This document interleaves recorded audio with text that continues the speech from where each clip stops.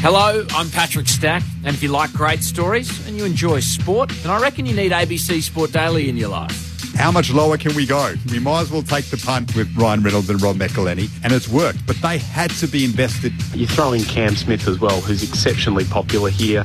Greg Norman in charge as well. But it would be a massive loss to rugby league, and it would be a massive signing for Rugby Australia. It's a daily sports conversation, and it's called ABC Sport Daily. Find us on the ABC Listen app. ABC Sport. AFL. What a stage. This game is coming to life. The 2023 AFL Premiership season. The roar will tell you the story. Fans are on their feet. Can't believe what they're about to see. Holds his arms out wide and tells them to get excited. What a game. It's got everything. It's like Grease Lightning. It's so cool. On the run. It's happening again. It's a whole new game. Cause here it comes, here it comes. With a talk from 55. Hello. That is the cream on the cake. Sometimes you've just got to sit back and enjoy the show. And we have a thriller. To Golly, chest down, goal. Something big is coming, something big is coming. Goes for home, he's got it. Phenomenal finish. Oh, something big is coming, something big is coming. Fires, goals, brilliant. The 2023 AFL Premiership season. Kick towards the pocket. Oh, beautiful play at Martin Danaher. From 51 metres out goes bang. That is some sort of finish. Long towards Hawkins. Gathers and goes. Charging through 50 to finish. He does. Unguarded, goal square. He's got it.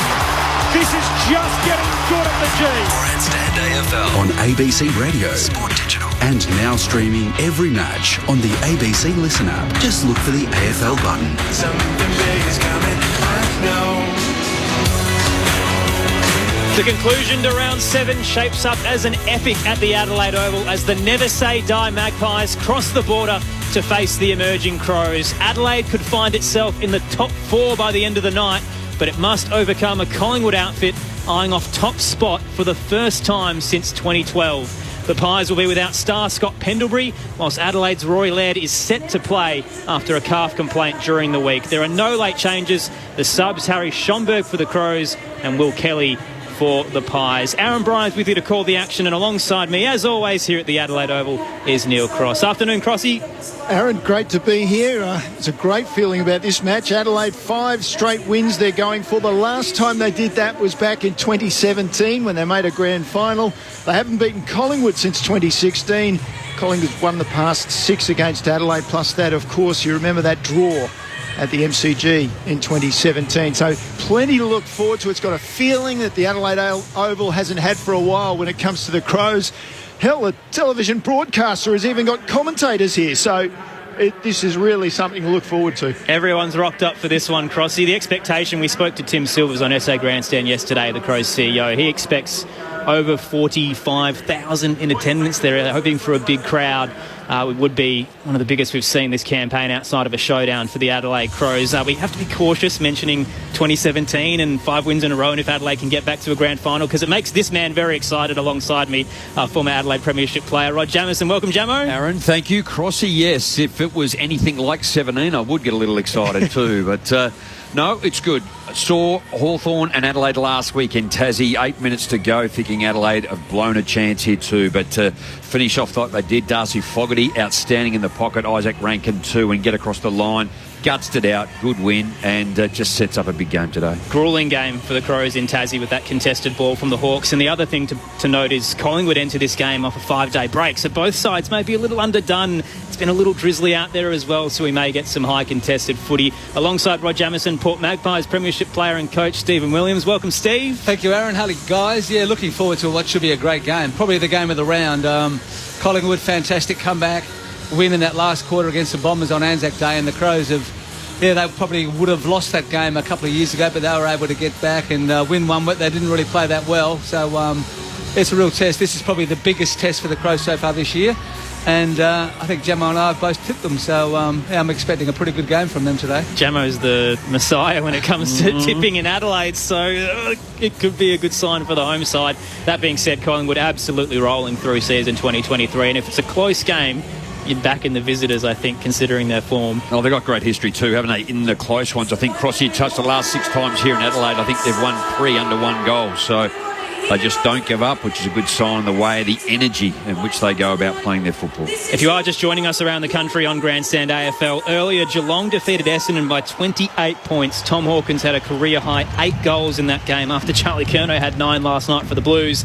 Patrick Dangerfield with 28 disposals. It's half-time at the Docklands between the Tigers and the Suns. Gold Coast lead by 5 points, 4-2-26 to Richmond's 2-9-21. If you do want to get in touch with us across the afternoon and evening, the text line, as always, 0437 774 774. That's 0437 774 774. Now, as I mentioned, the final teams are in. No late changes. Rory Laird at the moment has been named, but he did have to get through the warm-up. So let's head downstairs and check in with Liz Walsh, who's in the Crows camp. Liz.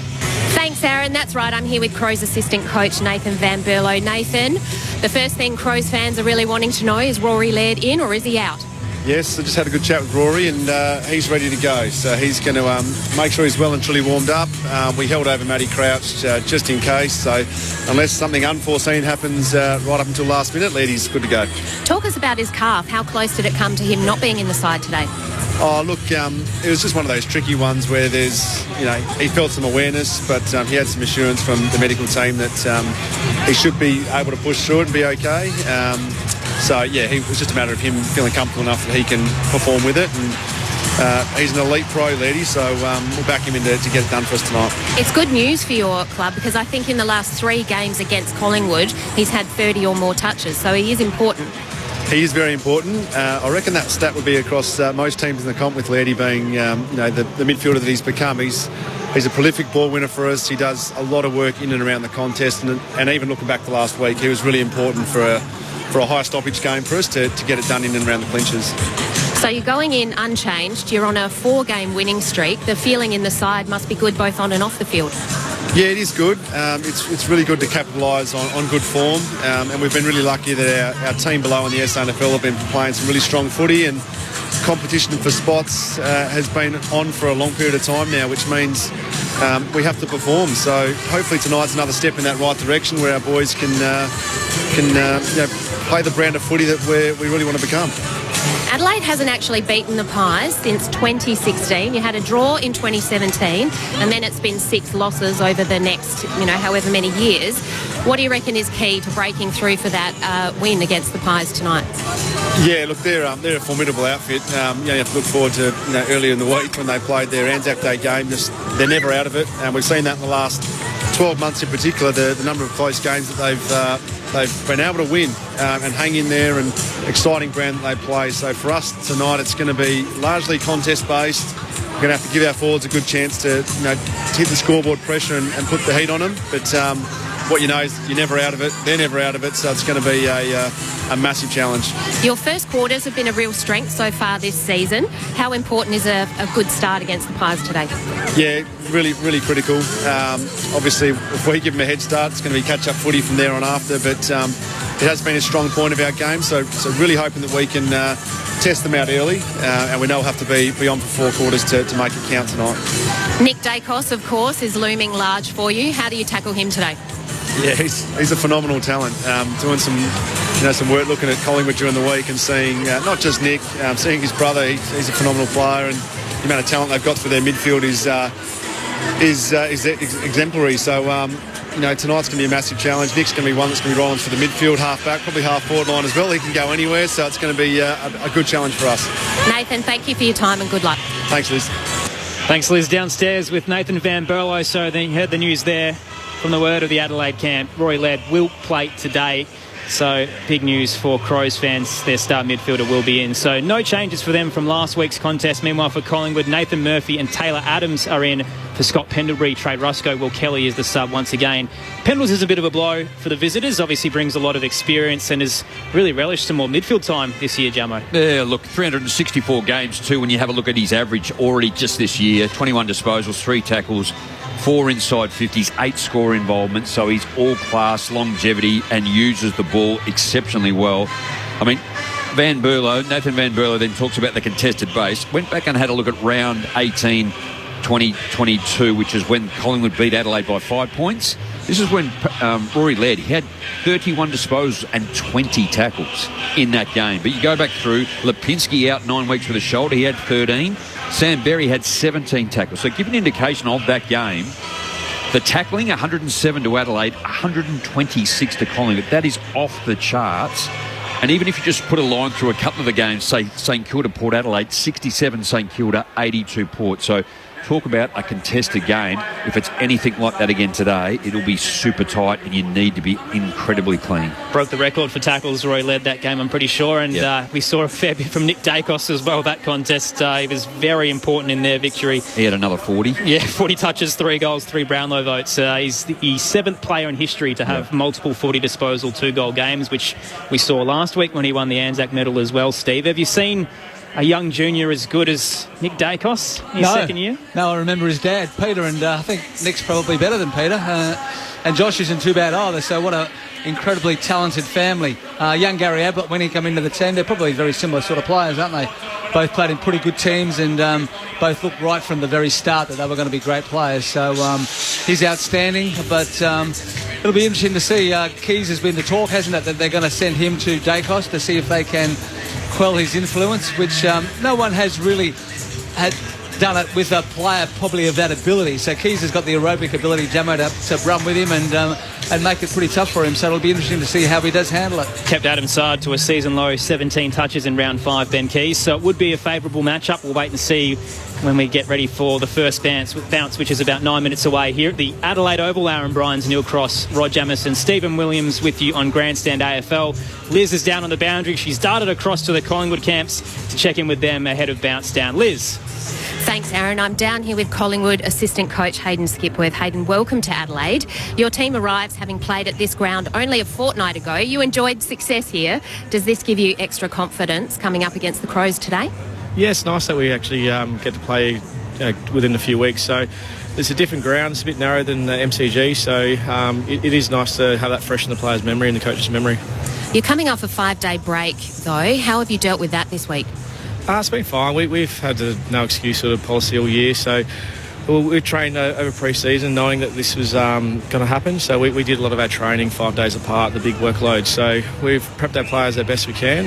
Obviously, there might be some energy levels lower late in the game, but we'll be fine. Scott Pendlebury's obviously missing today's game after that nasty poke in his eye. Can you talk us through that injury, why he can't play today, and then how you're going to fill the hole that's left by his absence?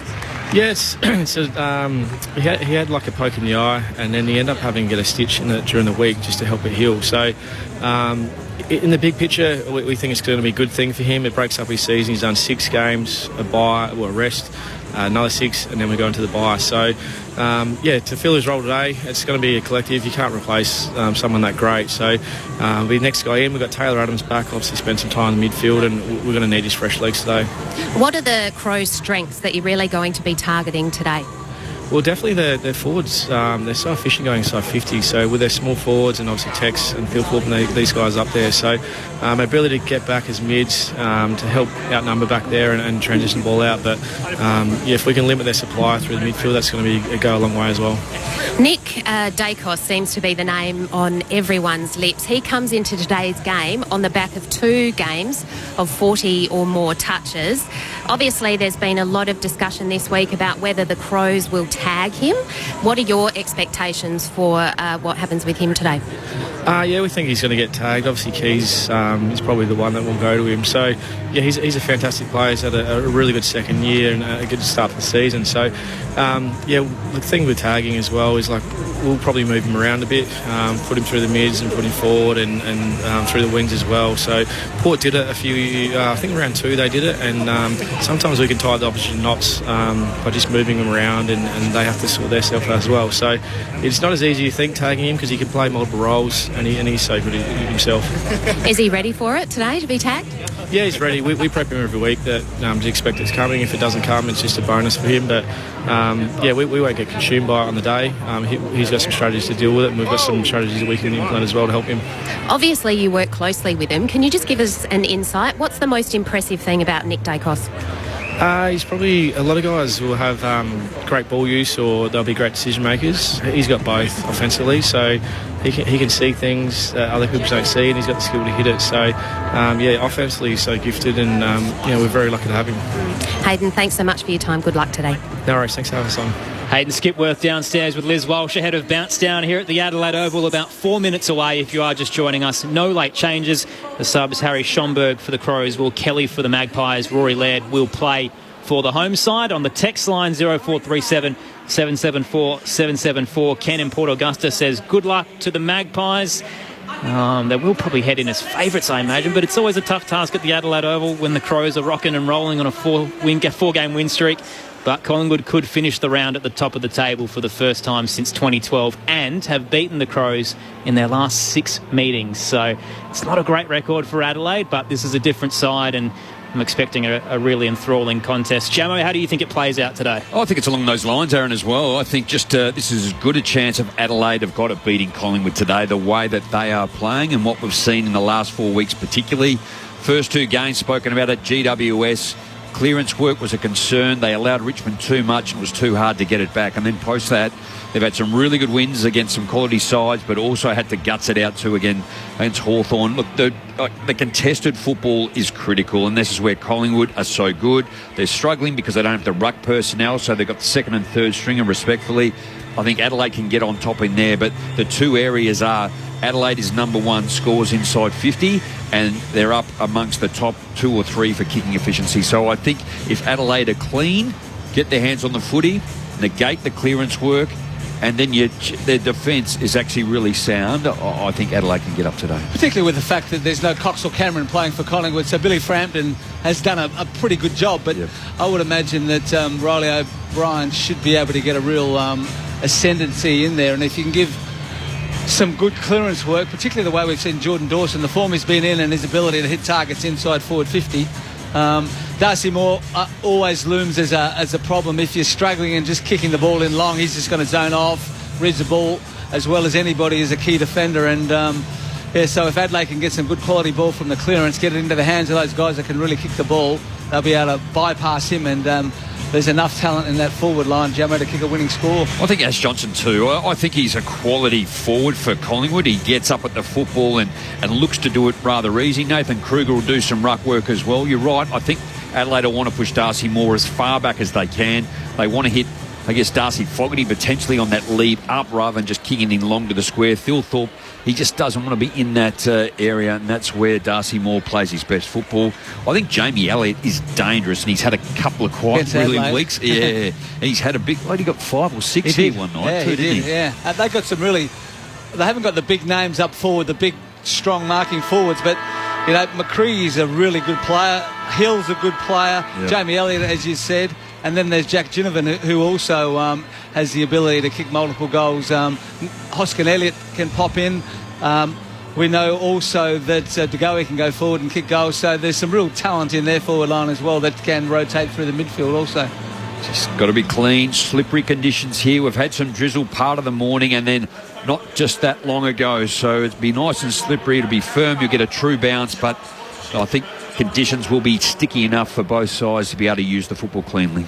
Looks set to be a bumper crowd as well.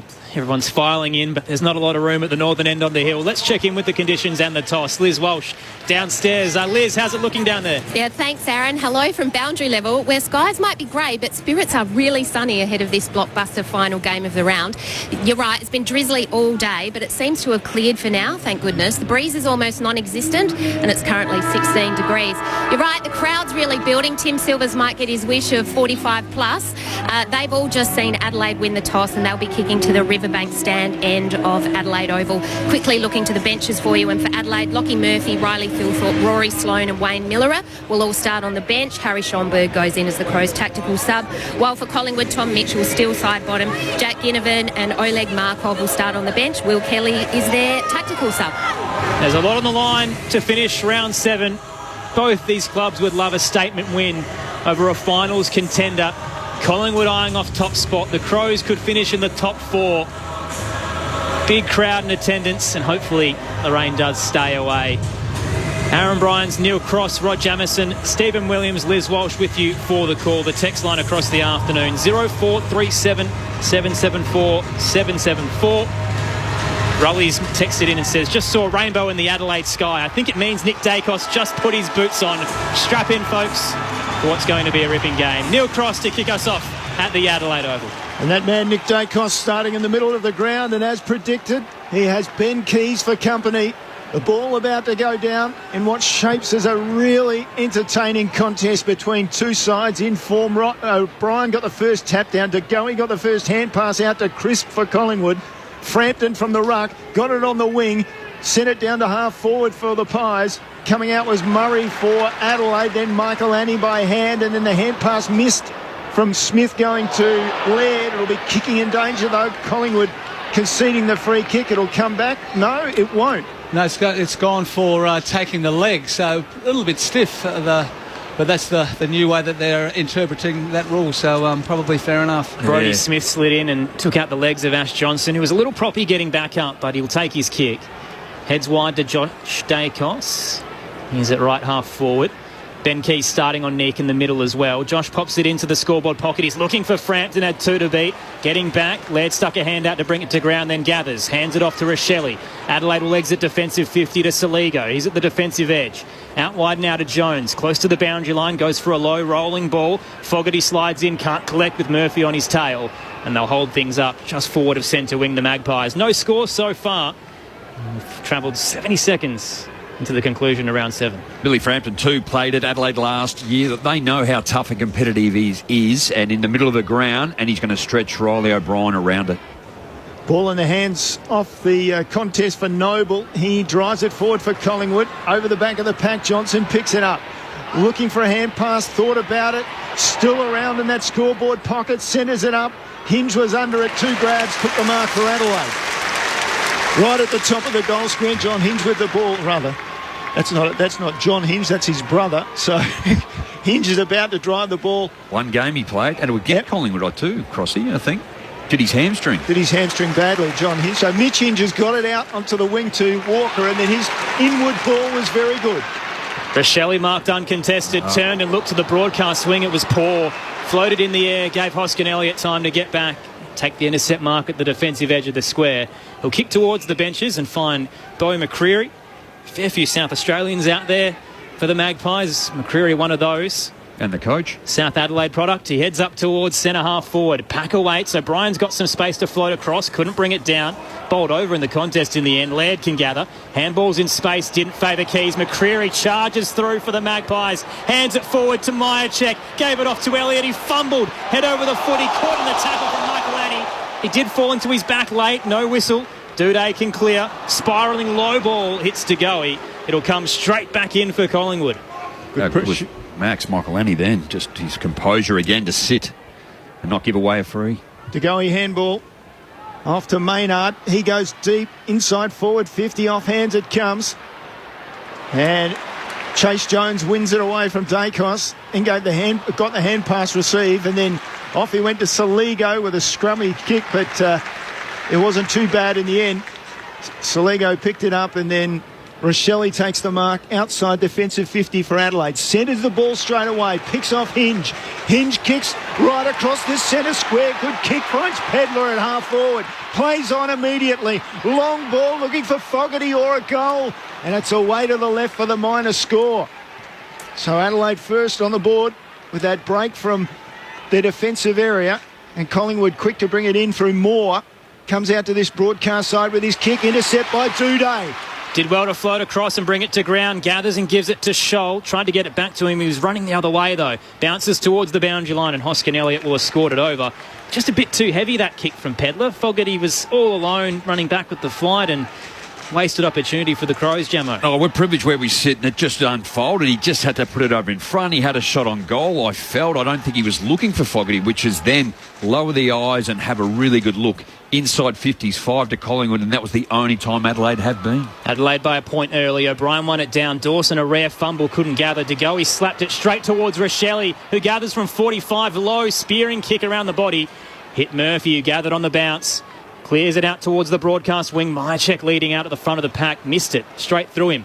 The fall of the footy. Butt's got a handball out. It's held up in front of the benches. Side bottom caught in the Duday tackle. Another ball up to come.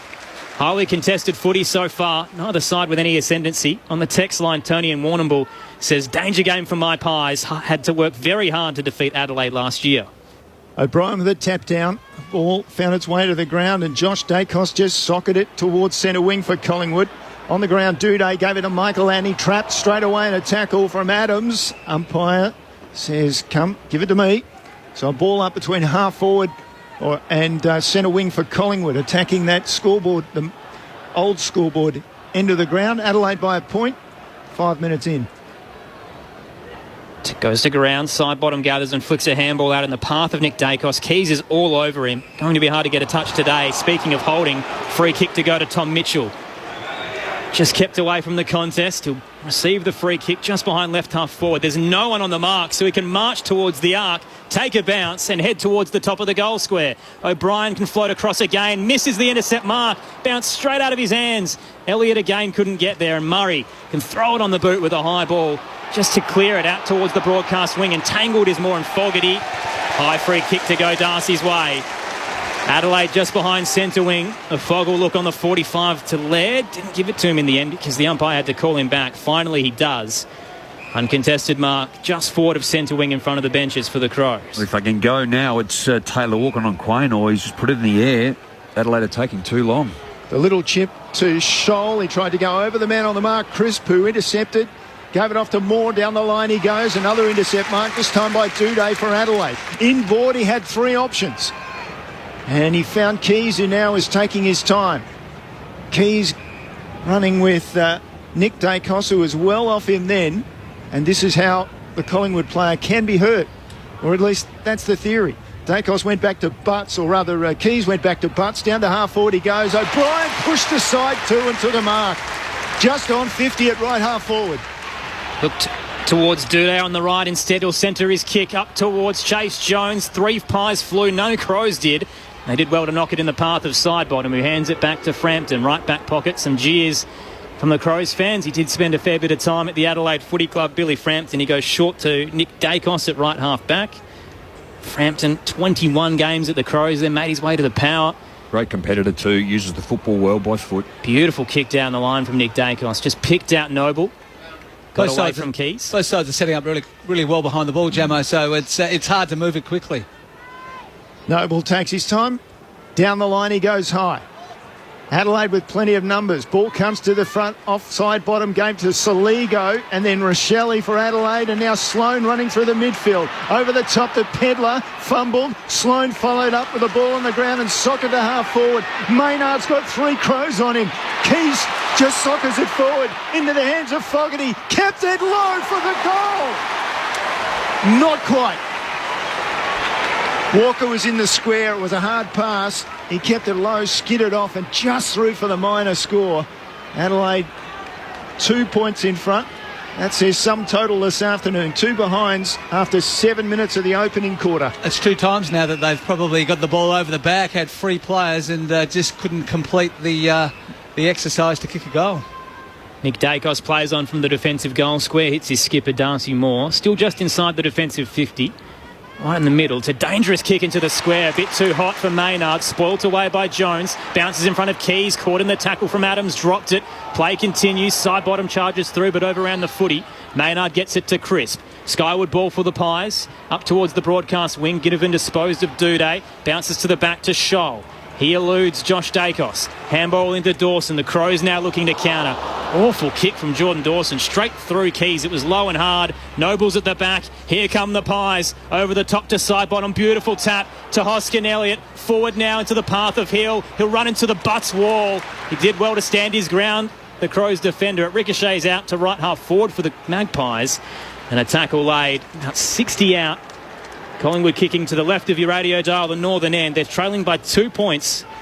Liz Walsh on the boundary. There was an early concern for Collingwood. Nathan Kruger came from the ground. A bit of a worry about his left knee. Spent some time on the bike, but he looks good, like he's about to come back on. Dawson from half back for Adelaide. Walker picked it up below the knees, took it on, went with a long kick. It's an open goal. It slides, but Quaynor will get there and rush it through for Collingwood. 3 behinds to start the game for Adelaide, and that's the margin. Collingwood yet to score. 12 minutes in. And it's been a rip-roaring contest already here at the Adelaide Oval on Grandstand AFL.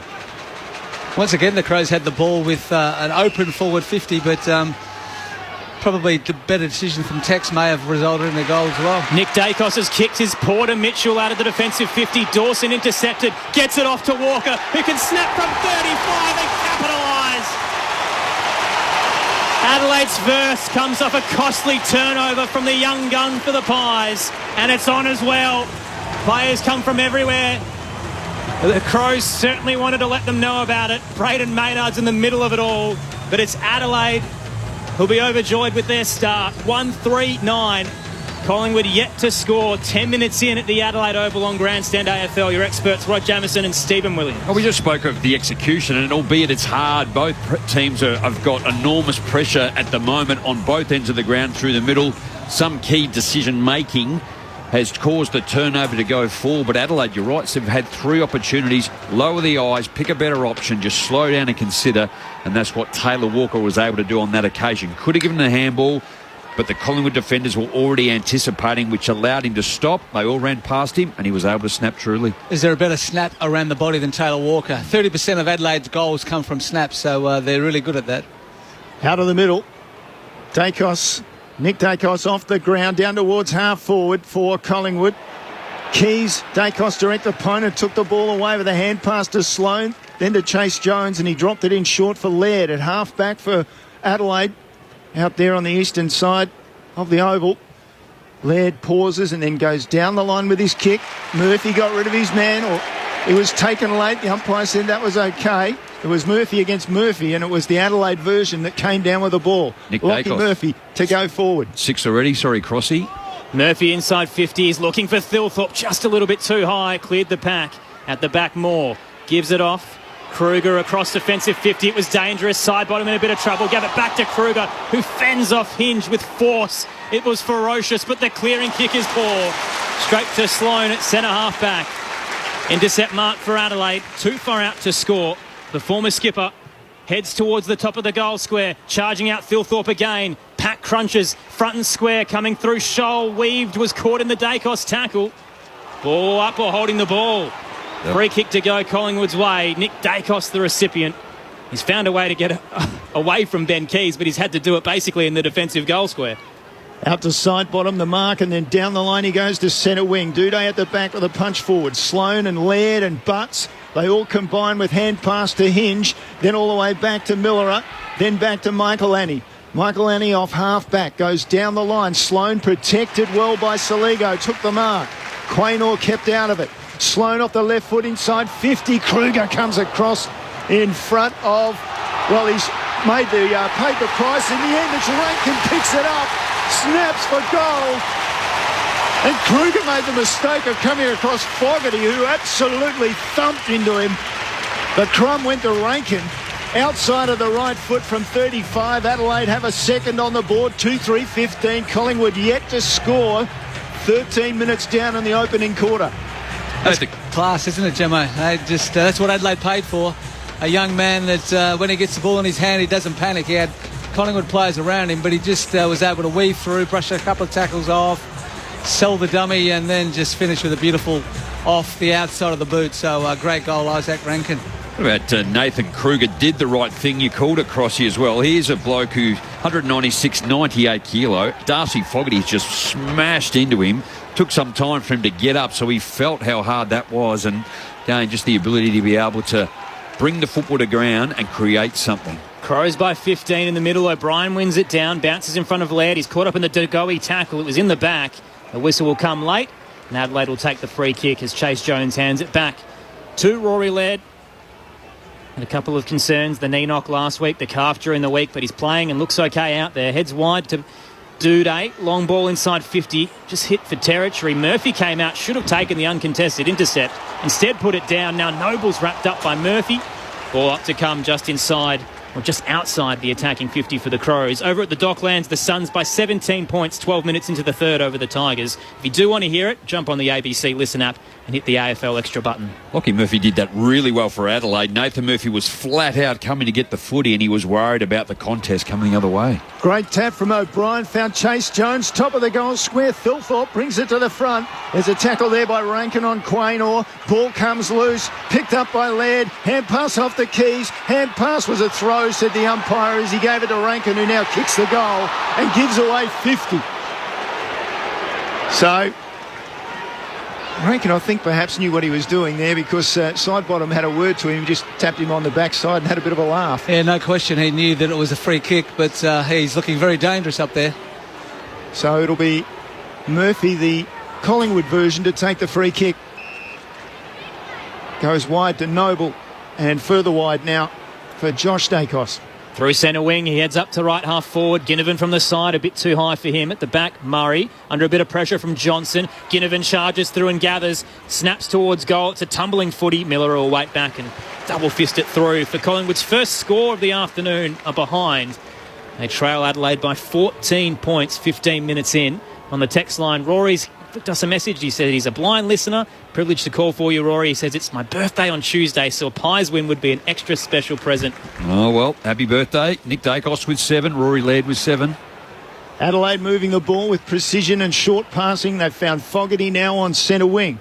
He goes with a pass between two Pies. It was dangerous. Quaynor came over the top of Murphy near the boundary line, eastern side, and takes the mark at right half back for Collingwood. Goes back towards Moore, just outside defensive 50. The switch is on. Goes across to Maynard. He marks 35 from goal. Continues the switch. Running wide is Markov. Hand pass down the line. He goes near the interchange gates to Sidebottom. Further afield, McCreary goes long with his kick inside forward 50. Duday comes out over the top for Adelaide. Knocks it towards the boundary line. And out 25 around from the goal face left forward pocket for Collingwood. Tommy Duday's been outstanding, hasn't he? If he hasn't taken the mark, he's certainly got his fist to 3 or 4 of them. At the moment, 9 inside 50s to Collingwood. They were 5-0 before Adelaide went in. Now it's 10-9 in favour of Adelaide. Tom Duday has lost 8% of one-on-ones this year in the defensive 50. Incredible. Toss back in. O'Brien got front position, tried to take it out of the ruck against Kruger, but fumbled. Spills out. De Goey got a handball underground for the Pies to Mitchell, now crisp. Sidebottom will centre his kick 30 out, but Miller is waiting in the hole. Gathers on the bounce, gives it to Murray. Jones, now Sloane in a bit of trouble. Somehow got out of the phone box to Laird. Booming kick out to the eastern side. Fogarty in a one-on-one with Noble. He's wrapped up, drops the footy, keeps fighting for it. Quaynor wrenches it away though. Handball back to Mitchell, now Josh Dacos, and over the top to Noble. Heads to right half forward. His kick is too high again for McCreary. They're not hitting their targets. And are scored over the boundary line by Tom Duday. It's Adelaide by 14 points. 2-3-15 plays, one behind, approaching time on. Just really good pressure from Adelaide. Every time Collingwood have got the ball, they've got Adelaide players at them, throwing arms at them, making it really difficult. And even when they're clear, as Noble was then, he was unable to hit the target because of that referred pressure. What's happened here? Blood rule, Jamie Elliott. Yeah, it'll be Elliott coming off the ground and Markov coming on. So all the long sleeves just changing position. Ginnivan goes down to where Elliott was. Markov up the ground now. Great story I read about Markov, where Craig McRae phoned him after he'd finished up at the Gold Coast and said, come on down to Collingwood and have one more crack at it. And he's played the last 3 or 4 games, and he just adds that speed and flair to the back line. 51 games between Richmond and Collingwood, and he'd given it away all but. Now off the ruck contest, O'Brien handballs. De Goey took on Saligo, who got him. Forced the ball up just outside attacking 50 for Collingwood. Ball comes off to Mitchell. His kick smothered. Interesting hand pass from Dawson. Turns it over. It's fallen to Dacos, who gave it back to Noble. Inside 50 again goes Collingwood. Adams off the pack at the front. Took it for Collingwood. And then his kick was bad off his left foot. Adelaide able to come away through Saligo. Bad hand pass. Ginnivan had it. Ginnivan took that on the tackle. Surely he dropped the ball. Umpire called play on. It's caught under players. And the umpire will circle and come in and ball it up inside 50 for Collingwood. Riley O'Brien for Adelaide played that really well, didn't it? Ginnivan came in and wanted the high tackle. He rolled with it. O'Brien takes it out of the ruck contest against Kruger, but again loses it in the tackle. Kruger, a little ginger, may have hit a finger in the process. doesn't look too happy as we'll get another ball up. Saligo tackled by Tom Mitchell. Still feeling it from Darcy Fogarty's smash. O'Brien again wins it down. De Goey charging through it. Bounced off his chest in the path of Ginnivan. He's wrapped up in a tackle by Michael Annie. Still not really going anywhere. We're about 30 out, scoreboard pocket. Inside Collingwood's attacking 50. You're going to have to be really clean around here. There's so many players that as soon as you get the ball, you got players getting at you. It's just got to be nice, quick hands to get a free player. Punters shoulder to shoulder on the heel. O'Brien won it down. Gathered though by Crisp. He kicks towards the top of the goal square. Johnson was the target. Spoilt away. Rolls towards the boundary line and Michael Annie will have scored it over. It'll be tossed back in, a bit closer now to the Collingwood goal, about 15 out in the right forward pocket. Liz Walsh is on the boundary. As you mentioned, Jamie Elliott came from the ground with the blood rule. He had quite a deep cut above his left eye. He's just gone down into the rooms in the hands of the doctors to get that patched up. O'Brien dominating the ruck contest. Wasn't a great pass that time or attempted tap that time. It went down to Josh Dacos, and from the boundary he had a shot. Jamo was excited for a moment, but it was through. I thought that was going through. Score. Yeah. That would have been an amazing goal. So 2-3-15 Adelaide, Collingwood 2 behinds. 13-point margin. Brodie Smith heads to right half back for the Crows. Butts did well against side bottom. Takes the contested grab. Right half back. He'll look inside. Millera. And now towards the square. Dinks it on the 45 to Laird. Back towards the defensive 50 to Murray. They're switching out to the eastern side. Michael Annie marks at left half back. So many great young stars in the game right now, and Michael Annie just floating under the surface as a sneaky rising star option. Saligo marks, looks inside, hits up Laird just outside the centre circle. He'll now head to the broadcast wing. Butts marks all alone. They've switched it again. Out to right half forward, getting some space. Murphy takes the mark, gives it off to Scholl, spears it into the 50 to Rochelle. Amazing ball movement. They went wing to wing, and Adelaide hits Josh Rochelle 45 out, 45-degree angle to the right. Just refused to be rushed and kick the ball long. They just held onto it, found loose players and were able to move the Collingwood zone around and then bring it to the commentary side of the ground, and then Rochelle alone inside forward 50. Just great skills by the Adelaide side. 10-6 for the year, Josh Rochelle. He said earlier today if he ever kicked a massive goal, he'd give us a backflip. Not sure this might be the moment for it, but could be an absolute bomb. From 55 it starts right, but it's not coming back. Minor score 2-4-16. Collingwood 2 behinds. 22 minutes played on Grandstand AFL. Aaron Bryans, Neil Cross, Rod Jamieson, Stephen Williams with you. On the text line, Mike from North Melbourne says, I don't like the Pies coming off a 5-day break. Adelaide are full of zest right now. So Nick Dacos kicks in, turns it over. Saligo just outside attacking 50 for Adelaide. Squares the ball to the preferred kicker in Dawson. Man on the mark, Crisp, is standing on the centre square line. So Dawson looking for a pass. It comes over the top. That was a fluke in the end. Pedler took it on his chest. He was aiming for the lead of Rochelle. It went over his head and straight onto the chest of Pedler. That's just the ability of Jordan Dawson with his kicking. It just gets to its targets really quickly. So even though it wasn't maybe this guy wasn't his target, it just got there so quickly there was no chance for Collingwood to get across. So product of the Glenelg Tigers. Number 11 pick in 2020, Luke Pedler.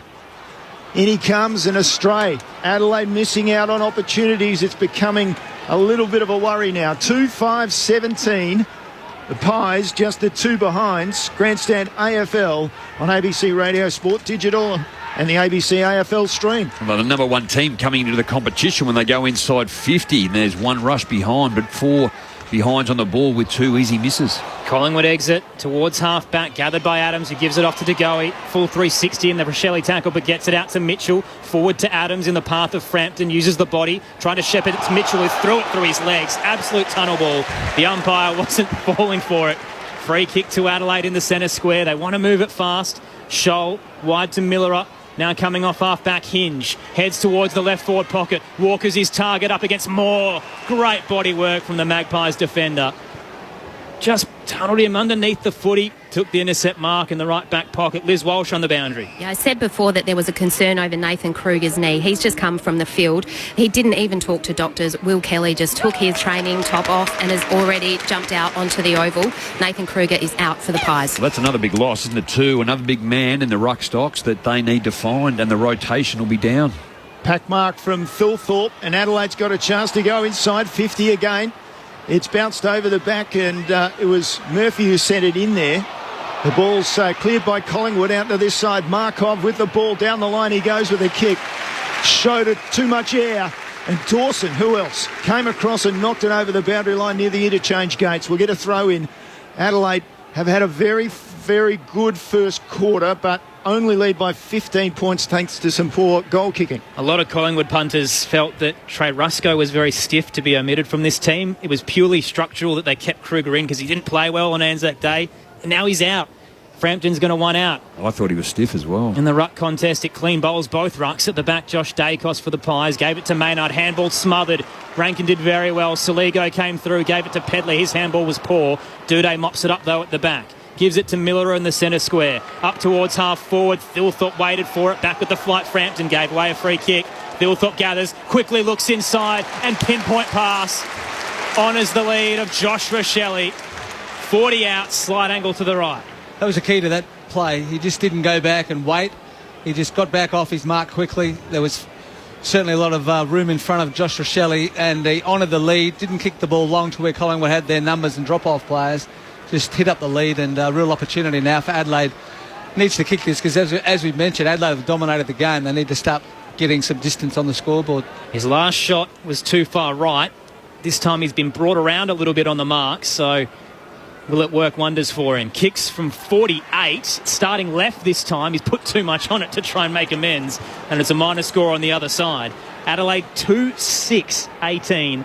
Collingwood 2 behinds. The game should be over, Jamo. Look, time in possession 48% to Adelaide, 35 to Collingwood. The pressure that the defence of Collingwood have been under, we've already seen 3 times where they've tried to find someone short or pick it, and Adelaide have been able to pick it off and go back over their head. Nick Dacos plays on, brings the ball in, comes off the pack. And fighting his way through was Brodie Smith, gave it to Dawson by hand. Inside 50 goes the kick again. Collingwood defenders under pressure. They do well. They got it off to Noble. Near the boundary line with the left foot down the line he goes and comes across O'Brien. Intercept mark at right half forward. The big ruckman looks around, gives a quick hand pass out the back to the kick went in there. It was a wobbly old kick, but effective from Murray. And in the end, sliding in was Pedler with another opportunity. 40 out. Oh, gee, only just to the right. Luke Pedler is just finding himself in the right position. Matty Nix loves him in for the defensive work that he does. He's a monster tackler. Had 2 shots already, Jamo. Probably should have kicked 2 already. So we saw him kick some big goals from further out than this in the showdown. Collingwood just can't get out of their defensive half, and now they pay a big price. Lovely kick from Pedler. And Adelaide gets some reward for all the struggles they put Collingwood through in this opening quarter. 3-6-24 Adelaide. Collingwood 2 behinds. 27 and a half minutes in the opening term. Adelaide 17-10 inside 50s too. They're contested 34-32. We know both sides are enormously good in that area. Tackling 13 Adelaide, 19 Collingwood, but it's 5-day break. We spoke to Hayden Skipworth prior to the game. He said maybe towards the end of the game it might get willing for Collingwood, but they would have managed the team accordingly and light training, light rehab. But just at the moment, the amount of pressure that they have been under in this first quarter, if this keeps up, it's going to be a monster day for them. Just owning the ball too, 41 marks to 14, so Adelaide just putting the ball where they need to put it. Crows by 22 in the middle. One down in the path of De Goey. He's pulled away from it by Dawson. Tried to milk the free kick but didn't get it. Saligo dives in alongside Mitchell. Neither get a clean grab. Rochelle tries to pull it out. He's wrapped up by Nick Dacos. And that'll take us to quarter time. It was all Adelaide's turn, but they didn't put it to bed. The blockbuster to conclude round 7 well and truly alive. It's Adelaide 3-6-24. Collingwood 2 behinds. The goal scorers at the first break, all individual for the Crows. Pedler, Walker and Rankin. Nick Dacos has 9. Rory Laird has 11. Great to have you with us on ABC Radio, Sport Digital and the ABC Listen app. This is Grandstand AFL. ABC Listen. It's hard not to love Bluey, whatever your age. So here's your chance to take a deep dive behind the scenes. It will be an app that launches 1,000 cubbies. And this was the fun challenge, to figure out what we could use to represent things, especially like a toilet, which exists in real life, but the kids can't bring a literal toilet. I think we got there in the end with like a flower pot and a frisbee. Yes. Yeah, kids made this. The new podcast, Behind Bluey, only on the ABC Listen app. Grandstand AFL. Now streaming every match on the ABC Listen app. Look for the AFL button. Nick Dacos has kicked his paw to Mitchell out of the defensive 50. Dawson intercepted, gets it off to Walker, who can snap from 35 and capitalise. Adelaide's first comes off a costly turnover from the young gun for the Pies. Paid the price in the end. It's Rankin picks it up, snaps for goal. Said before that there was a concern over Nathan Kruger's knee. He's just come from the field. He didn't even talk to doctors. Will Kelly just took his training top off and has already jumped out onto the oval. Nathan Kruger is out for the Pies. It was a wobbly old kick but effective from Murray, and in the end sliding in was Pedler with another opportunity. 40 out. Collingwood just can't get out of their defensive half, and now they pay a big price. Lovely kick from Pedler. The 2023 AFL season. On radio, ABC Sport Digital. and now streaming on the ABC Listen app. All the momentum with the home side at the Adelaide Oval. It's the Crows by 22 points at quarter time, 3-6-24 to Collingwood's 2 behinds. But 13 of the last 21 games that Collingwood have played, they've won by 14 points or less. And the Crows have not closed the door on them yet with their inaccuracy. So we've still got a ripping game on our hands on Grandstand AFL. Aaron Bryans, Neil Cross, Premiership players Rod Jamieson and Stephen Williams with you, and Liz Walsh on the boundary as well.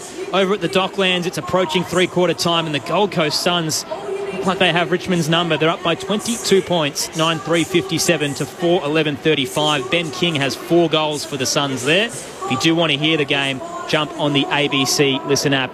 On the text line 0437 774 774, Tony says Rusco played too well against Essendon to have not held his place. Kruger had returned from injury and it may come back to bite us now. He's obviously subbed out of the game for Will Kelly. And Grant in Hobart says enjoying the call while washing the car, and maybe a Carlton supporter, but how is it fair that Collingwood and the Bombers had to play today on a 5-day break? Unfortunately, I think it's part of Anzac Day and the way that it landed is that this is the final game of the round and this was the maximum break that they could afford, both these sides. Obviously, Essendon losing earlier today to Geelong by 28 points. Collingwood down by 22. Jamo, Steve, how did you see that opening term? Well, I think it's an interesting argument if you just want to explore that a little bit. Like, even do State of Origin rugby, don't they? Like, they play weekend, play Tuesday, Wednesday. They want to play Anzac Day. They say it's their game, so you play it and you put up with the inconvenience. That's how it goes. But Adelaide have just been all over them, haven't they? They've been outstanding the way that they've used the footy. They've taken 41 marks to Collingwood's 14. The way they've moved the ball from one side of the ground to the other to find free players. They haven't just blazed inside their forward 50 and let Darcy Moore just drop off and mark the ball. They've been really precise with their movement. We've seen Rochelle have 2 pretty simple shots of goal and missed them. Pedler's had 3 shots for 1 goal too. So although they lead by 22, they probably should lead by probably close to 40. They've dominated the game so much. So they look like they've got Collingwood's measure, and the fact that Collingwood don't have a lot of big players up forward, we've seen them go long and strong into their forward half, and there's nobody there that can mark the ball. And even bringing the ball out of defence when they go long down the line, it's basically Brodie Myercheck's the tallest player there, and Riley O'Brien's just marking the ball at will, and Phil Thorpe as well. So it's really hard, even though it's only quarter time, Jamo, it's really hard to see where Collingwood can get themselves back into the match. Well, certainly the hit-outs too, which we know Collingwood are struggling in that area. It's 13-2 in favour of Adelaide, but where Collingwood get on top is the clearance work. It's 10-4 in favour of them too. So there's no, they're not struggling to get their hands on the football too, but when you have a look at, obviously, Nick Dacos when he's in the middle there, Tom Mitchell's had 8, Sidebottom's had the 6 to go, he's had the 4. It's Taylor Adams is probably the quieter of that, and he's just coming back in after a week off as well, and he's had the 3. So, but for me, I think the defence has been good. Jamie Elliott came off. Ash Johnson hasn't had much of an impact up there. Myercheck, just prior to coming into this game, like every time they've gone to him offensive, he's never won a one-on-one battle. He keeps losing them all the time. So he's competitive, but he needs to find a way to get an easier football, or they've got to deliver better to him. He's competitive, but outside of that, he doesn't get the return. So you're looking at who should have been in or out. That's probably the area you should have been looking at. It's tough, though, isn't it? Like a forward has to mark the ball to win a 50, a contested contest, but all a defender has to do is punch the ball away. So it's a little bit skewed in that, isn't it? Like, it makes it a lot harder for the forward to win that contest than it is just to kill the contest, as the defender has to do. Yeah, it's only one-on-one contest they're talking about too. Myerchev has yet to win a one-on-one contest, but the modern game is such that he's only had 10 one-on-one contests. Kicked 11 goals as well so far in Collingwood's campaign. They're down by 22 points. 3-6-24 the Crows. The Pies just the 2 behinds here at the Adelaide Oval on Grandstand AFL. Second term underway. Billy Frampton in the ruck. Nathan Kruger subbed out of the game. Riley O'Brien opposing him in the middle. Frampton flies early, but O'Brien wins it down. Coming through, De Goey gets it to Nick Dacos. Turned it over. Handed it straight to Chase Jones for the Crows. Off a step inside 50. Thilthorpe used Quaynor as a high chair. Just stuck a knee, both hands, sat himself in the air and pulled it down. Magnificent grab. 35 out, I should say, straight in front. It's almost a plus for Ben Keys, isn't it? He's been on Nick Dacos, who's had 10 disposals, but he's going at 40%. We saw him then win the ball and just handball it to an Adelaide player. So that pressure all of a sudden on him is making a bit of a difference. Riley Thilthorpe with a long approach. Thilthorpe kicks towards goal from 45. He's starting right, and it'll be a minor score for the Adelaide Footy Club. Their 7th of the evening. 3-7-25. Collingwood just the 2 behinds. And we'll see how the Magpies can answer. Still, Dusty Moore rather, to bring it back into play. He'll pop it short and hit up Markov in the right back pocket. Markov down the line with his kick. Hinge stops that for Adelaide. Immediately inboard with his kick. Finds Dawson. Dawson thinks about a handball. And then he decides, no, we'll look now towards the forward 50. Called to play on. Elliott comes at him. Dawson runs to his left and then tries to dink a kick over the top unsuccessfully. Hinge does well to knock it out towards Smith, and then Adams fended off high. He intercepted, fended off high, and Hinge will take the free kick. May have, just a little discomforted by it. Perhaps got it in the throat. Now he just chips it just outside 50, taken by Scholl. Did he go? No, said the umpire. Now he goes, looks for Walker, off his hands, but roved there by Rochelle off a step, snaps away. Another behind for Adelaide. Just not able to finish off their work. 3-8-26, plays 2 behinds. Liz Walsh on the boundary. We've got light rain falling now, but I also just wanted to update you on Jamie Elliott. He spent quite a lot of time in the rooms getting his left eye patched up. He's back out on the ground now. But he just copped another beating too. Like, he put his head down to chase and just got Brodie Smith as Rankin plays on here. Rankin centres his kick and hits up Saligo. Beautiful counter play from the Crows off the exit from Collingwood. This time it's straight in front for Jake Saligo, 30 out. A chance to really hurt the Magpies off that exit. It could have opened up the game really at the moment. 3-8 with just a rush. You've got Rosselli has kicked 3 behinds really easy. Thilthorpe missed one too, but again, Jamie Elliott just taken in the deep one after being beat up once again. Saligo 3-3 for the year. Kicks from 40. It's awful in the wet. Caught the side of the boot. Minor score on the left-hand side. 3-9.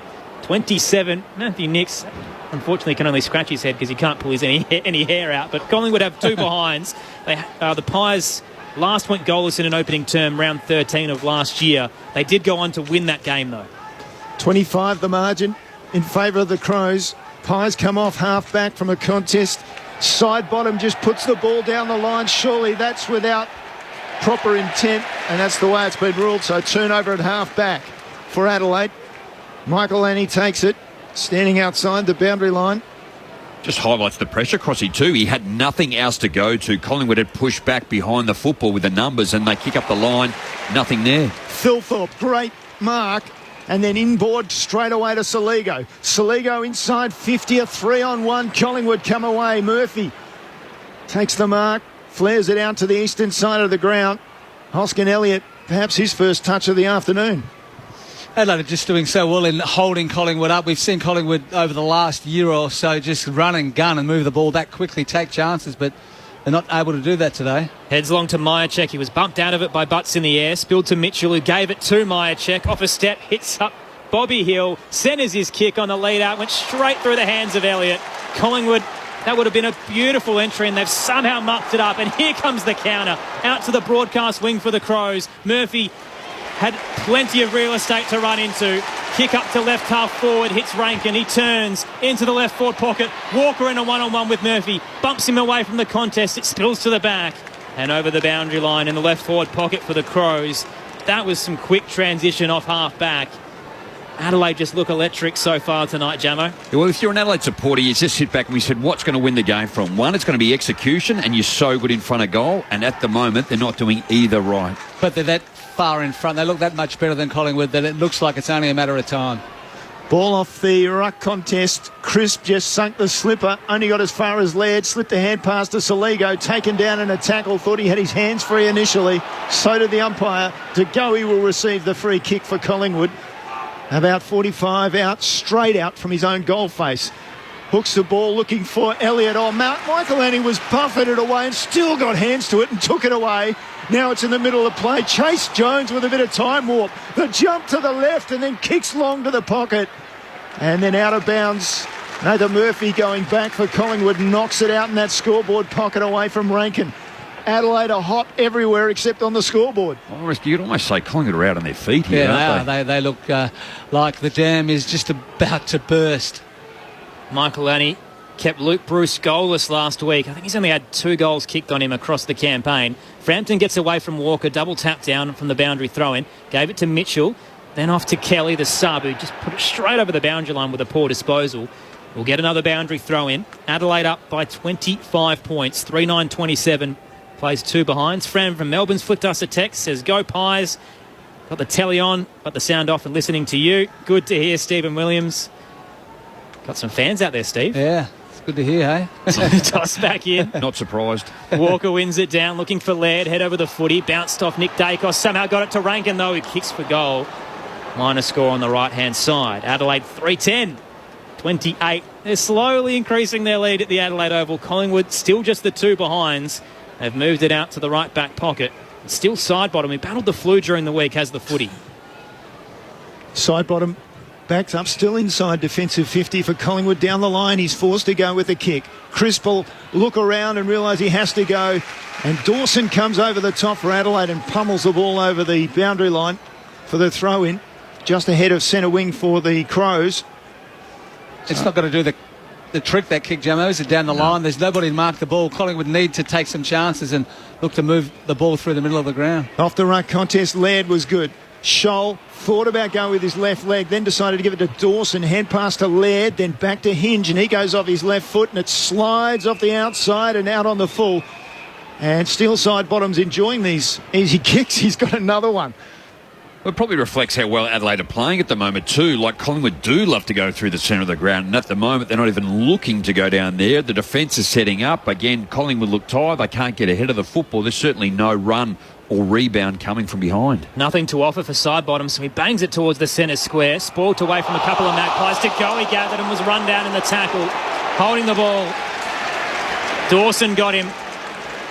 The Crow skipper plays on, wheels around from De Goey, who remains on the ground, kick into the 50, hit Walker on the bounce, gathers, doesn't know what to do with it, thought about a handball, finally kicks across the goal face, nearly hit Thilthorpe, who turns straight to the Moore wall. Tackle 25 out, will go to ground, ball up to come. Walker should have just gone for home there. He had way more time than he realised. That's his specialty kick, isn't it, across the body like that? I thought Tex would have nailed that one for sure. Tossed up, scoreboard pocket. Thilthorpe in the ruck contest, won it down. Straight to Crisp, though. Hands it back, little 1-2 with side bottom. Clearing kick, a boomer up towards the left half-back region. Bounces for Butts, who's caught in the Myercheck tackle. And over the boundary line, it'll be tossed back into play. Just on Jack Crisp. This is his 195th consecutive match, which takes him to 6th for all time. It's been good. I like the way he plays too. He does carry the football, carries the lines, good with his left foot. 7-1 inside 50s in this quarter alone, Adelaide's way. Ball comes back into play. Collingwood need a break. They get it through Dacos. Nick Dacos down to half forward. Butts gets it away. One-on-one contest with Myercheck. He's lost another one. Out wide for the kick to Miller against the boundary line. He can play on. goes down to half forward with the kick. And forced off the ball was Thilthorpe by Moore. Collingwood take it away. Side bottom goes back to Quaynor. He tries to chip it down the line successfully. Finds Crisp just behind centre wing on the eastern side of the Adelaide Oval. Looks inside. Little 45 kick to side bottom. Thought about giving it back to him on the run. Instead, he'll hold things up. Adelaide has flooded back. And again, there's not a lot to offer. Finally, he goes short to Crisp, waiting in the centre circle. He turns and heads to the broadcast wing. Finds Markov, one of the 6 South Australian products out there. Turns and hits Kelly. The sub again for Collingwood. This time he'll have plenty more minutes after Nathan Kruger was removed from the lineup in the first term. He heads to the right forward pocket. Kelly's kick is long. O'Brien floats across. Takes the intercept mark over the top of the pack.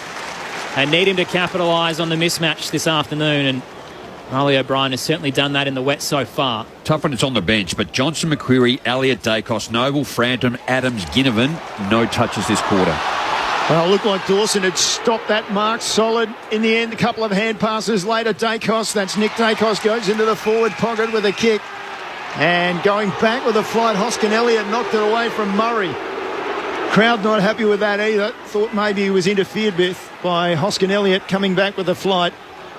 But he was going with the ball and with his eyes on the ball. So right behind the behind post in the left forward pocket for Collingwood. Ball comes back into play. Holding, it'll be against O'Brien. Frampton's got a free kick. He was trying to get to the ball, and he said you had your arm around him. Not much in that one looking at the replay, but honestly, this looks like the only way Collingwood could possibly kick a goal. They just haven't looked like it, Gemmo. No, it's been... They are, and when you just saw then, I think Dacos just tried a big screw punt just to try and create something to get it forward, which was the one that you're actually talking about where Nick Murray tried to take the mark or was interfered with too. Billy Frampton should kick this. 1-1 on the season. Frampton comes in, kicks the goal. Collingwood fans go up. There are some here at the Adelaide Oval.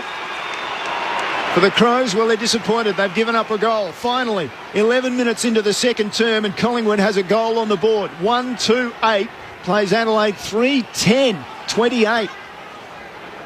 It's amazing how little incidents in a game. Like looking at that, Riley O'Brien's just got an arm against Billy Frampton. There's no way is that a free kick, but all of a sudden it's given Collingwood their first goal, and things can change. Billy Frampton's got a big smile on his face too, and just gave Riley O'Brien a big smack on the backside once he'd been given the free. As Michelle says on the text line, never write the Pies off. A 28-point recovery last week, and Adelaide certainly left the door open for them. It's only a 20-point margin because of their inaccuracy. Johnson into the ruck. They just need a spark, Collingwood. Is that goal going to be it? Ash Johnson, the Sturt product, up against Riley O'Brien. Both stay down. O'Brien smashes it forward straight to Mitchell, though. Gathers for the Pies, kicks around the body. Hit and hope that bounces over Ginnivan. He can gather, though, as he was shepherded by a couple of players. Kicks towards the top of the goal square. Meyer checking a one-on-one. Couldn't take it. Spills down to Miller. He knocks it into the right-hand goalpost for a minor score for the Magpies. 1-3-9. Adelaide 3-10-28. 12 minutes in. Aaron Bryans, Neil Cross, Rod Jamieson, Stephen Williams with you as Miller plays on and heads long to the eastern side. Contest over there with sliding in was Maynard. Couldn't get it. Adelaide took it away. Pedlar. And then Maynard followed up and he dragged down Chase Jones. Hand pass was there, but Chase Jones was taken too low, said the umpire. So the tackle slid down from Maynard. It was a really good effort by Maynard, though, just to stop the flow of play, even though we gave the free kick away. Inside, and then Superman dive from Pedlar. Took the chest mark. Then he hand passed it off. And Duday with the long kick forward for Adelaide. Ball comes off the pack, straight to Soligo. Couldn't get a good kick away. Chris was caught. He didn't have two hands because one of them was being held by the Adelaide player in Soligo. And he's got a free kick now. Hands it off straight away to Hinge. Hinge inside 50, kick smothered by Ginnivan. Tried to soccer it. Hinge picked it up instead. Gave it off to Murray. Tried to get around Ginnivan. Then gave a hand pass out forward, looking for somebody, finding nobody except a Collingwood Guernsey from Josh Dacos. And they'll come away through Noble. They made an absolute meal of that, the Crows. And Collingwood finally get away with it after some horrendous footy in the middle. Elliott over the top, sliding in. Adams takes the mark close to the boundary line on return from suspension. Not a lot of options ahead again as Adelaide set up a zone. We'll look inside. Just the required 15 to Tom Mitchell. Called to play on. Had to get around Murphy. Bowls him over on the kick. Heads up to right half forward. Sloan cuts it off and escorts it over the boundary line against Josh Dacos. 19-point lead to the Crows. They dominated the opening term. Incredibly inaccurate. And Collingwood starting to find some life. Big crowd. Overcast conditions. The conclusion to round 7. Toss back in. O'Brien charges forward with the double tap down. Tried to get it to Sloan. Josh Dacos read it best. Handball off to De Goey. He turned straight towards Laird. Realised he was in trouble and walked it over without any pressure. Fans aren't happy, but we'll get a boundary throw in. I don't know if they're going to have that rule. I think that was absolutely no intent to keep the ball in. Anyway, the ball's been thrown in by the umpires. And this time Sloan backslam. And he was taken high initially by Johnson, who helps him back to his feet, thinking, oh dear, what have I done? So Sloan will take the free kick for Adelaide off that ruck contest. Looks down the line. Goes high. Dawson buffeted out of it. Umpire said play on. Moore came in on him. Walker took it off the pack. Gave it away to Scholl. Into the forward pocket. And there's a good mark going back there with the flight by Nathan Murphy, the Collingwood defender. So he's in the right back pocket. Called to play on. Ball smothered off the boot by Pedler. He looks around at the umpire and he said, why did you call play on? He was probably stiff, wasn't he? Yeah, there? why did he call play on? I don't know. Not sure. Sometimes the umpires, I think they know rules that we don't. Well, I think he thought, the umpire may have thought that was a out on the full decision, and therefore when he stepped back into play, he said play on. Toss back in. Walker won it down. Slapped it to Fogarty. He's mauled. 3 tacklers bring him to ground. Ball up to come 20 out. It's like trying to bring a lion down, isn't it? It is. I think Collingwood have actually ramped the pressure up the last probably 5 or 6 minutes. They're really seeing that if they're going to get back into the game, this is probably the opportunity. Walker up against Frampton again. Neither got a clean tap. Dawson comes through, hands it to Laird. Bowled over. He kicks it straight up. It'll sit in the top of the goal square. No one knew where it was falling. Bounces to Moore in the end. Handball in the path of McCreary. It's towards the scoreboard pocket. What will the decision be? Deliberate. Free kick Adelaide. Murphy will take it in the scoreboard pocket. He's a left footer. So all he has to do is come around here. On the tight angle, Lockie Murphy. Only 1 goal for the year. Runs around and hits the belly of the ball. It's straight up. It'll sit up 20 out. Dawson flies straight through him. O'Brien's kick smothered at the back by Mitchell. Spills out to Pedler. Wrapped up by Crisp. Mitchell can clear it with a volley off the deck. Collingwood now at left half back. McCreary just keeps soccering it forward for territory. The race is on. 2 against 1. Murray gathers. Johnson brings him down. McCreary soccers again. This time it's in the path of Hill, who can gather from 45. Take a bounce in the left forward pocket. Dribble it towards home. It's across the face. They did absolutely everything they could to get it from end to end, Collingwood, but they could not finish. Minor score for the Magpies. 1-4-10, Adelaide 3-10-28. 18 minutes in. Dangerous exit to the broadcast wing. The Pies have the outnumber. Quaynor should have taken it, knocked it to ground. De Goey with a low ball inside 50. Myercheck gathers, snaps to the open goal and makes them pay. The Magpies with a 7-point play. They're now up by 12, or down by 12 points, I should say. 2-4-16, Adelaide 3-10-28. As we hit the 18-minute mark of the second term. Liz Walsh on the boundary. There's been a bit of a worry down here with Nick Dacos. He came from the ground, has had his left calf kind of worked over by the trainers. He looks okay, but he's still sitting on the bench at the moment. Bit of a change, Gemma. A bit of a transformation of the game. Collingwood, that goal from Billy Frampton just gave them a little bit of impetus, and now they've ramped up their tackling pressure, their intensity around the footy, and after a game that Adelaide should be well in front, all of a sudden it's just a 2-goal game and plenty of time. We saw the first quarter out. Collingwood tried to go 3 times out of defence. Poor option, poor kick. Adelaide just tried to do that again. There was no reason to do it. Collingwood just had the numbers. Dawson off the ruck contest, turned it over in a tackle taken by Mitchell, and he sends it long for Collingwood. Inside forward 50, ball to ground. Picked up by Hill, lost it. Back to Adams. And then Tom Mitchell was taken down. Adelaide will get it away through Duday.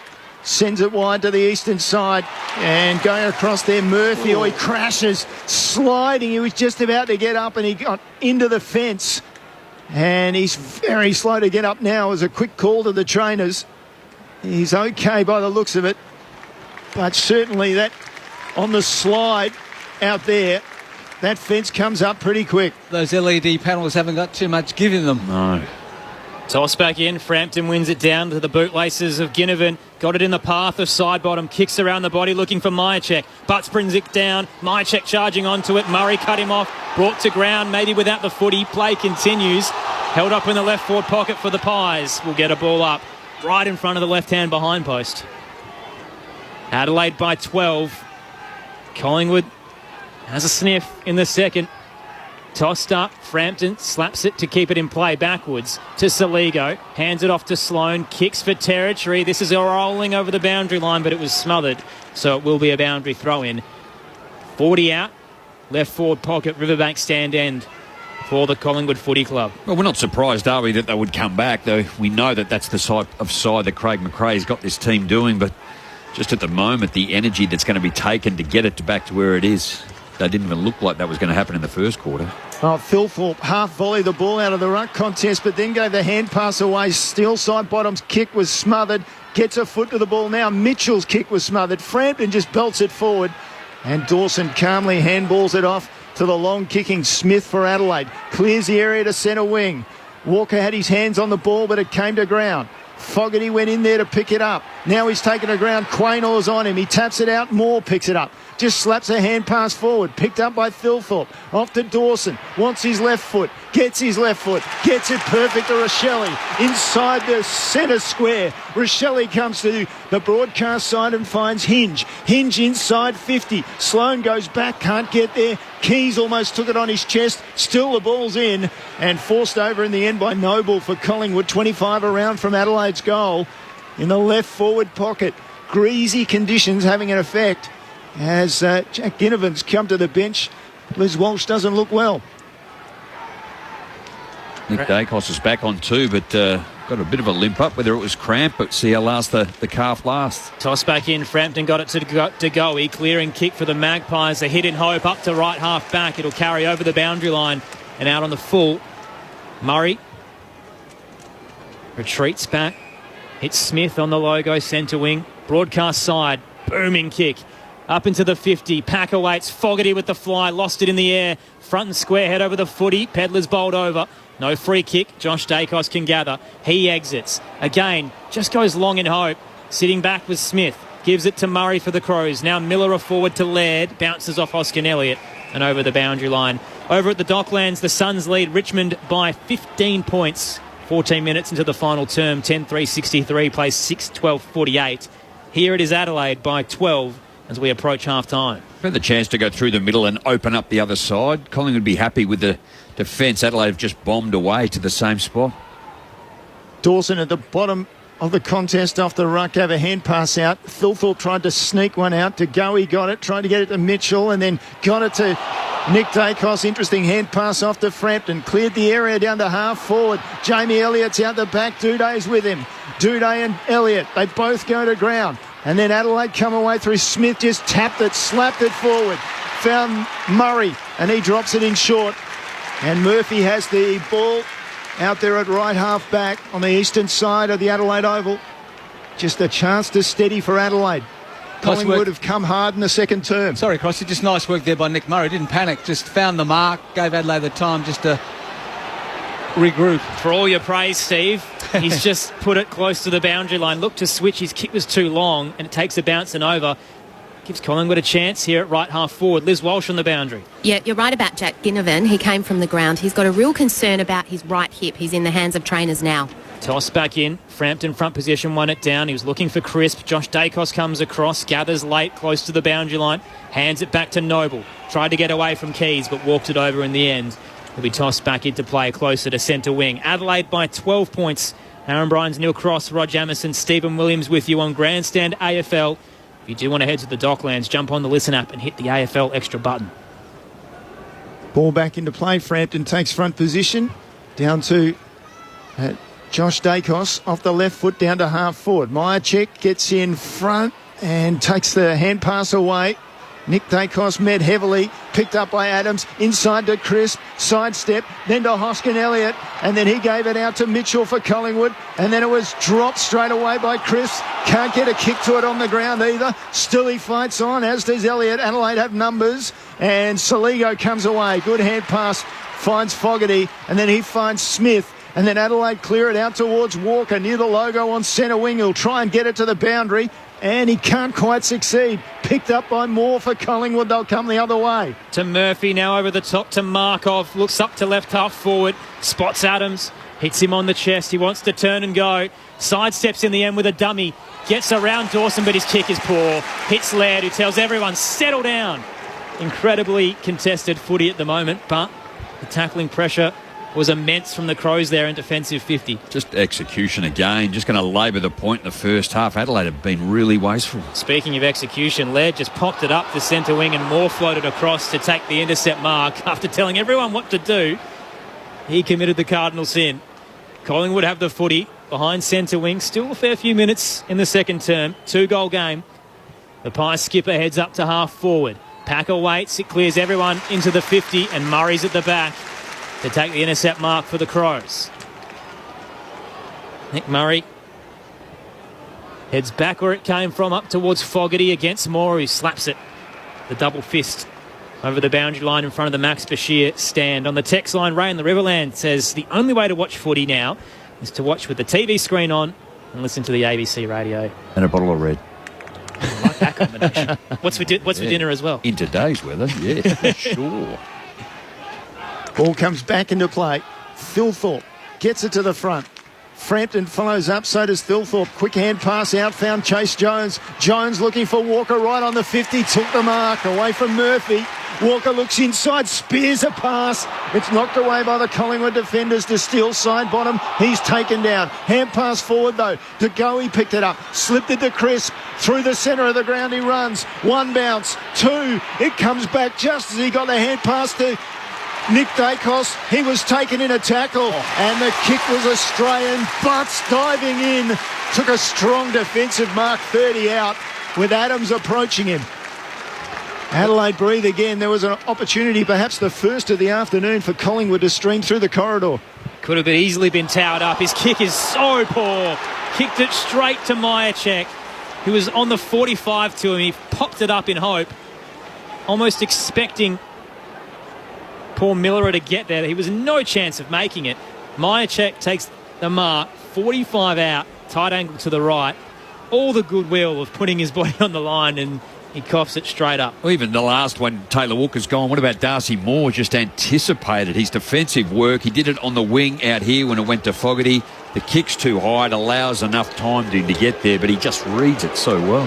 Tight angle for Myercheck.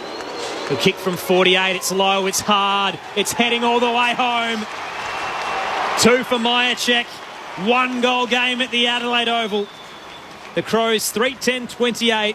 Collingwood 3-4-22. Liz Walsh on the boundary. Jack Ginnivan's been looking very uncomfortable down here. He's been on the bite, very slow leg rotations. He's just gone back out there now, but he's definitely not 100%. Just the opportunities that we have seen Adelaide have. What are we looking at? 13 shots at goal to 7. And we know footy's such a momentum game. Adelaide had all of it for the first quarter and probably 10 minutes, but the Magpies, to their credit, Adelaide let them off the hook. They gave them a bit of a sniff, and now they're well and truly back in the game. So, yeah, you have to say that they're a side that just keeps plugging away, and if you give them an opportunity, they'll certainly take it. So we've got a real contest on our hands now. I mean, you look at your team to want to be able to progress, you go back again, just the GWS, you give yourself a big margin, and there's a couple of holes in it that just you've got to get better at doing. They did the same against Richmond, and here they have done in the first half today. Adelaide hasn't scored since the 6-minute mark of the second term. Here's Hoskin Elliott for Collingwood, and then Josh Dacos to Hoskin Elliott by hand, and then they look for the big ruckman, and he's lost the ball, picked up by Saligo for Adelaide. After Rankin hand passes it forward, they've got it to half forward, but Hoskin Elliott comes back for Collingwood. Noble finishes with it from the head pass from Josh Dacos. His kick wasn't fantastic. Chase Jones has got it now, fallen on straight away as he fell on the ball. And still side bottom wraps him up, forces a ball up. Eastern side of the ground, right half forward for Adelaide. We've had light drizzle across the afternoon, but it's not there at the moment. Incredibly messy footy. Frampton wins it down. Key slapped it forward. The Pies ruck got there. Frampton to Mitchell. Tried to get it to Noble. Went to ground, socket off the deck. Heads towards Fogarty from Rankin. He can't get there with Murphy alongside him. He will have scored it over the boundary line just inside the attacking 50 for the Crows. Scoreboard pocket. Last 3 goals the way of the Magpies. And they love a late finish. Still plenty to play out here at the Adelaide Oval. The Docklands, the Suns by 21 points. Time on there in the final term. Frampton wins it down into defensive 50 to Noble. He's caught high by Dawson. That's a dangerous tackle. It'll take us to half-time with a bit of biff. They weren't happy with that. And it's on at the northern end. We saw a bit of a scuffle at the other end at quarter time, and now we're seeing one here in front of the hill. Rankin and Maynard. Walker and Murphy really getting into it. Nothing too egregious so far, but there's a lot of feeling in this contest at the Adelaide Oval. It is the Crows by 6 points. 3-10-28. Collingwood 3-4-22. They were up by 22 points, the home side at quarter time. Collingwood right back in this contest. The goal scorers at the major break for the Crows, Pedler, Walker and Rankin after that goalless second term. And for Collingwood, 2 to Myercheck and 1 to Frampton as both sides walk off side by side. Still a fair bit of words, a little bit of afters, but again, nothing too vicious between these two sides as both chase would be really incredible finishes for them at the end of round 7. Collingwood looking for top spot, Adelaide looking to be in the top 4. Your experts to break it all down, Rod Jamieson and Stephen Williams. Well, as teams are still walking off and still having a lip at each other, Billy Frampton's in the middle there too with Taylor Walker, and they're still barbing each other as they come out of the middle of the ground. But Collingwood, just testament to the way that they played their football. They were at it. I thought Jordan De Goey in that quarter really tried to carry the team out of the middle of the ground. Just his competitiveness, he's winning the football. And then Tom Mitchell started to get on top in that second quarter, got 10 disposals. Still side bottom with his 9. Jack Chris started to get a bit of run and rebound. And we just spoke about Darcy Moore and his ability to continually just read the play and get himself into the right position to be able to win the football back or split it. So we're back into a competitive mode.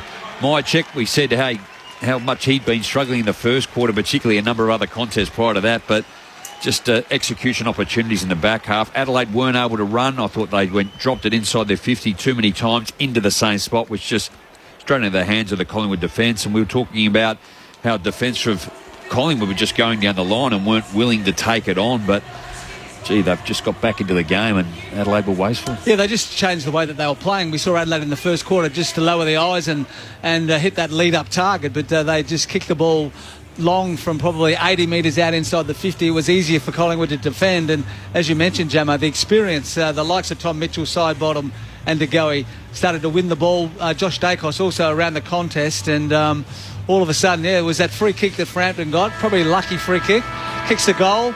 And all of a sudden they can see they're only a few goals down, and then Brodie Myercheck. And to Brodie Myercheck's credit, he does this so often. You don't see much of him. He competes hard and nothing much happens. And all of a sudden, because he just keeps having a crack, things start to open up for him. And he's kicked a couple of goals. And Collingwood would go in now at half-time knowing what a fantastic record they have in running sides down. And Adelaide would have that little man on the shoulder now saying, well, we had the opportunity to put this game away, we didn't do it, and we know we're playing against the best team in the competition that just keeps coming at you. So looking forward to a really exciting second half of footy. So Nathan Kruger out of the game. Jamie Elliot's only had the 2. As Johnson has only had the 2 at the moment. Jack Ginnivan is now on the boundary with a sore hip. So they've just had to manage themselves through injury or being out of the game for minutes or moments, which is always tough in terms of rotation and settling down your forwards whilst working against the first probably quarter and a half where it was just pretty much all Adelaide. But I think Craig McRae, we know what he'd say, boys, just look what we've done in that second quarter. We've chipped away, we've come back at it.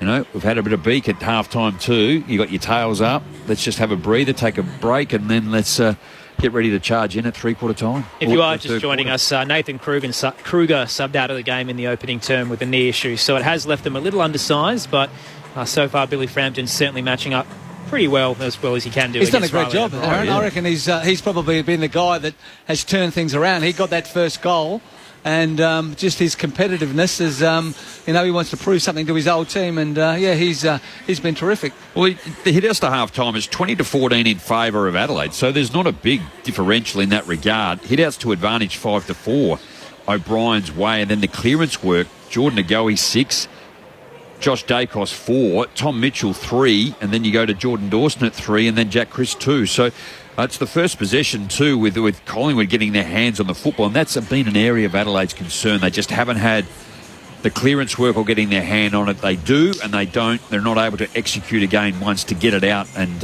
you've seen that in the middle of the ground. They're still relying on Rory Laird to be able to do it, and he's had a big first half too with 18 disposals. Jake Saligo doing really well. Dawson's got it, but he hasn't really penetrated in, and Mitch Hinge off the back has been okay as well. Nice to see Josh Dacos take over a bit as well. For all the talk that, Nick is this star in the making and he's going to be the face of the game, Josh is still having a pretty good season. He's averaging 27 disposals per game. He's got 15 at the half, and clearly Ben Keys was going to go to Nick rather, and limit him a fair bit, and Josh has taken that advantage to be the focal point of their midfield. And Ben Keys has only had 3 disposals himself and hasn't impacted the scoreboard. So even in a negative role, he hasn't had the role. I mean, in terms of what Nick's been able to do, up until he ends up with 30 or 40, you're going at half time and he's got 14. Going at 36%, I suppose. That's the key. That's probably the win, isn't it? He's getting his hand on the footy, but he's under so much pressure now. Before, we've seen him have a lot of time to make a decision, and then when he's got time to make a decision, his skills are so good he's going to hit the target every time. But all of a sudden, Adelaide are in his face. We've seen him be knocked over and tackled hard, and all of a sudden, it's a bit tougher. So they put some work into him. Full credit to Adelaide, because everybody else has just said, well, we can't afford to tag him because we've got to do our own thing. But Collingwood is so much better when Nick Dacos is calling the shots. Nick Murray too, Jordan Butts. I think they're really good in those key defensive posts, but we saw late then just that Jordan Butts kick, which allowed Myercheck to have a shot on goal. Lockie Murphy, great defensively. Fogarty's only had the one behind. Taylor Walker has kicked the one goal early in that first quarter. And Luke Pedler, and Josh Rochelle, 3 behinds, and all 3 easy misses. Yeah, that's the thing. You look back on that now, and now it's hard for those guys to get a kick, isn't it? But they were all over Collingwood, and you just have to hurt them when you get the chance. Full time at the Docklands, the Gold Coast Suns have handed Richmond their 5th straight loss. 11-6-72 to 6-12-48. Just looking at some live shots of Damien Hardwick. He's filthy. I bet. Did you pick that one? I didn't pick that either, Jamo. So we're not going to have such a good week this week, I don't think. And without Tuke Miller.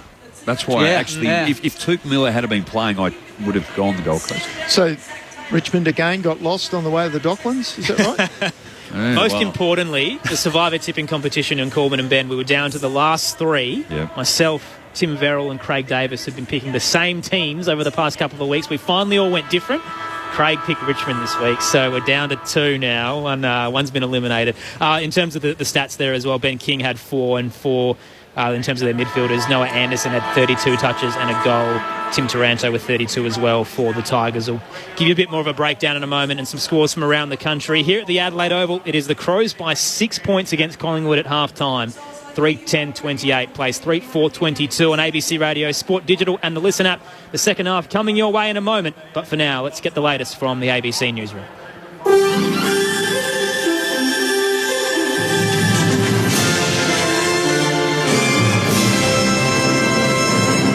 Hello, this is ABC News with David Rowlands. There are signs the humanitarian situation in Sudan is worsening as the conflict escalates. Larry Buttrose has the latest.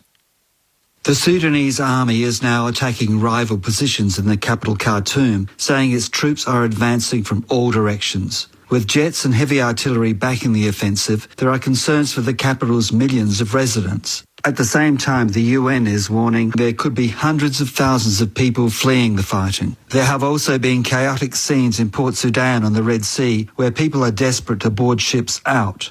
The fighting that erupted between the Army and the Rapid Response Forces paramilitary on April the 15th has led hundreds dead and many more wounded. The Australian government is vowing it will continue to support Ukraine as the Russian invasion drags on. Australia has already committed military assistance worth more than $500 million to the war effort. That's included sending armoured vehicles, artillery, ammunition and giving access to drone systems. Defence Minister Richard Marles won't put a price tag on Australia's continuing support, but says it's important to stand with Ukraine. We are one of the largest non-NATO contributors. We intend to continue to be that. Okay. And we're working really closely with the Ukrainian government about how we can best make a contribution, knowing that this is going to be a protracted conflict and we need to be there with Ukraine for the duration. Victoria's Housing Minister Colin Brooks says people should continue to have confidence in the state's building regulator. It comes as Porter Davis liquidators offer customers documents they can use to engage other construction firms to finish their homes. Mr Brooks says there's a range of pressures on the building sector which consumers need to be aware of. People obviously need to make very careful decisions about what they're doing, but we do have a strong regulatory system here in Victoria and a strong building sector. The New South Wales government says more than 1,000 pharmacists have signed up to a clinical trial allowing them to prescribe some medications. The initiative, announced by the Perrottet government, is set to begin next month and will mean women under the age of 65 can receive treatments for urinary tract infections at a chemist. From July, females between the ages of 18 and 35 will be able to get a resupply of the contraceptive pill without seeing a general practitioner. Premier Chris Minns says it will alleviate pressure on the stretch health system. It used to be the case that nearly 50% of doctor graduates would go to become general practitioners. That number's now in the low teens. And we can't run a health system unless we're thinking about new and innovative ways of delivering healthcare to the people of the state. A woman is in a critical condition after being pulled from the water at Coolangatta, south of Queensland's Gold Coast. Paramedics responded to the scene at Froggy's Beach just after 3:15 this afternoon. 2 other patients are currently being assessed on the scene.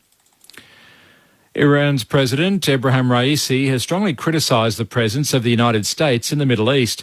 He was speaking at a joint press conference in Tehran with his Iraqi counterpart Abdul Latif Rashid. Washington and its allies have frequently accused Iran of provoking conflict and unrest in Syria and Yemen by backing militia groups there.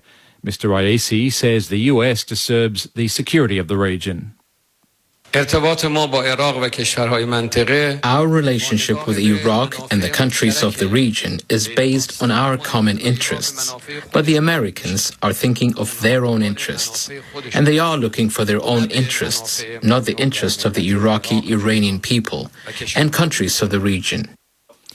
Diners at a restaurant in the Spanish city of Barcelona have received a surprise to see former US President Barack Obama arrive to eat in the company of film director Steven Spielberg and rock star Bruce Springsteen. The trio walked in unannounced to the Amar restaurant, which had been recommended by US celebrity chef. Springsteen was in Barcelona for a concert at the start of his European tour, and the former president and Spielberg were there to see his show. To sport, and Australia's men's hockey team has won its 3rd game in a row in the Pro League with a 4-2 victory over New Zealand in Christchurch. The Kookaburras are now up to 4th on the Pro League standings. And the Sydney Roosters have beaten the New Zealand Warriors 14-0 in the NRL game in Auckland. Satili Tupanua and Nat Butcher scored 2 tries for the Bondi-based club. The victory boosts the Sydney Roosters from 9th spot to 5th on the NRL ladder. That brings you up to date with the latest on ABC News. With the ABC Listen app, you can take the footy with you wherever you go. Off to walk the dog? Take the footy! Going camping? Take the footy! Picnic in the park? Take the footy! ABC Sport's expert coverage of the AFL. Incredible grab! And the NRL. Every goal, try, mark and tackle. Live and commercial free. So whatever you're up to, take the footy! Take the footy with you on the ABC Listen app. Grandstand AFL. Now streaming every match on the ABC Listen app. Look for the AFL button. Ball comes back into play. Holding, it'll be against O'Brien. Frampton's got a free kick. Frampton comes in, kicks the goal. Dangerous exit to the broadcast wing. The Pies have the outnumber. Waino should have taken it, knocked it to ground. De Goey with a low ball inside 50. Myercheck gathers, snaps to the open goal and makes them pay. Could have easily been towered up. His kick is so poor. Kicked it straight to Majacek. Tight angle for Majacek. The kick from 48. It's low. It's hard. It's heading all the way home. 2 for Majacek. 1 goal game at the Adelaide Oval.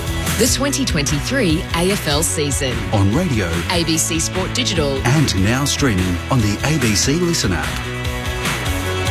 Grandstand finish coming your way on Grandstand AFL to conclude round 7. Collingwood right back into this contest after keeping Adelaide goalless in the second term. It was the Crows by 22 at quarter time, now up by 6 at the half.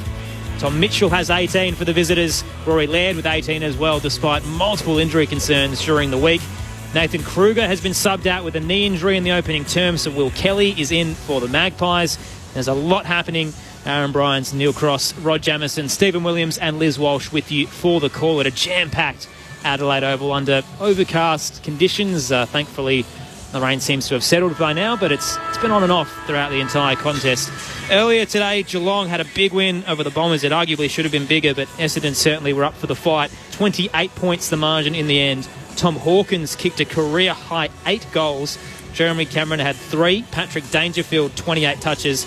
The best for the Bombers, Sam Wiedemann with 5 goals. Jake Stringer had 4 as well.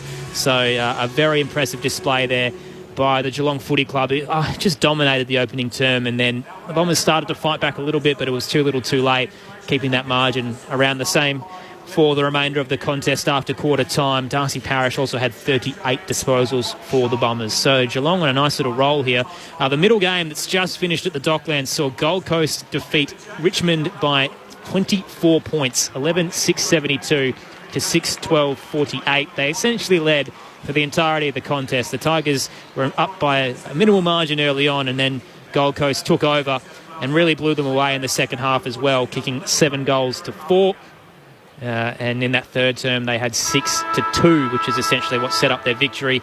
Richmond now have 5 losses in a row and are in the bottom 4. The Gold Coast Suns, their season still alive. They're sitting down in 13th, a couple of games out of the 8. In terms of the leading possession getters for that game, Noah Anderson had 32, as did Tim Taranto for the Tigers. Jaden Short had 31 and Darcy McPherson with 31. The goal scorers, 4 to Ben King, 2 to Nick Holman for the Suns, 2 to Samson Ryan for the Tigers as well, and individual goals to Witts, Taranto, Soldo, Rewalt, Fiorini, Ellis, Bolton, Anderson and Ainsworth. The A-League Women's Grand Final has wrapped up, and Sydney FC are the premiers, beating Western United 4-0, a comprehensive victory in the Grand Final. After 3 consecutive losses on the big stage, Sydney FC have finally won the premiership in the A-League Women's. So congratulations to them. In the NRL, the Roosters defeated the Warriors 14-0. The Dragons lost to the Bulldogs 18-16. And the round 7 of the Super Netball has wrapped up today with the West Coast Fever defeating the Lightning by 10 goals, 74-64.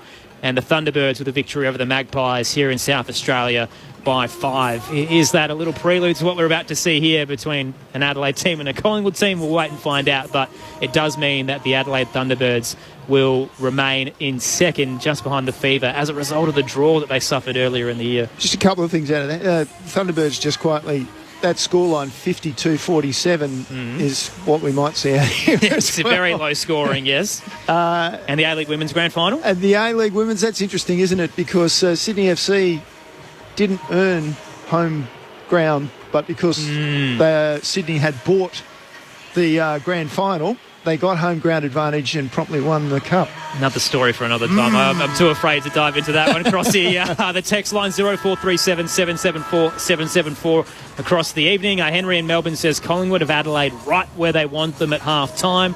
Talia's also flicked us a message from Ararat and says, hi team, just wondering what's the update on Paul Seedsman. A story actually dropped today on Seeds. Obviously he's ruled out for the year with his lingering concussion problems.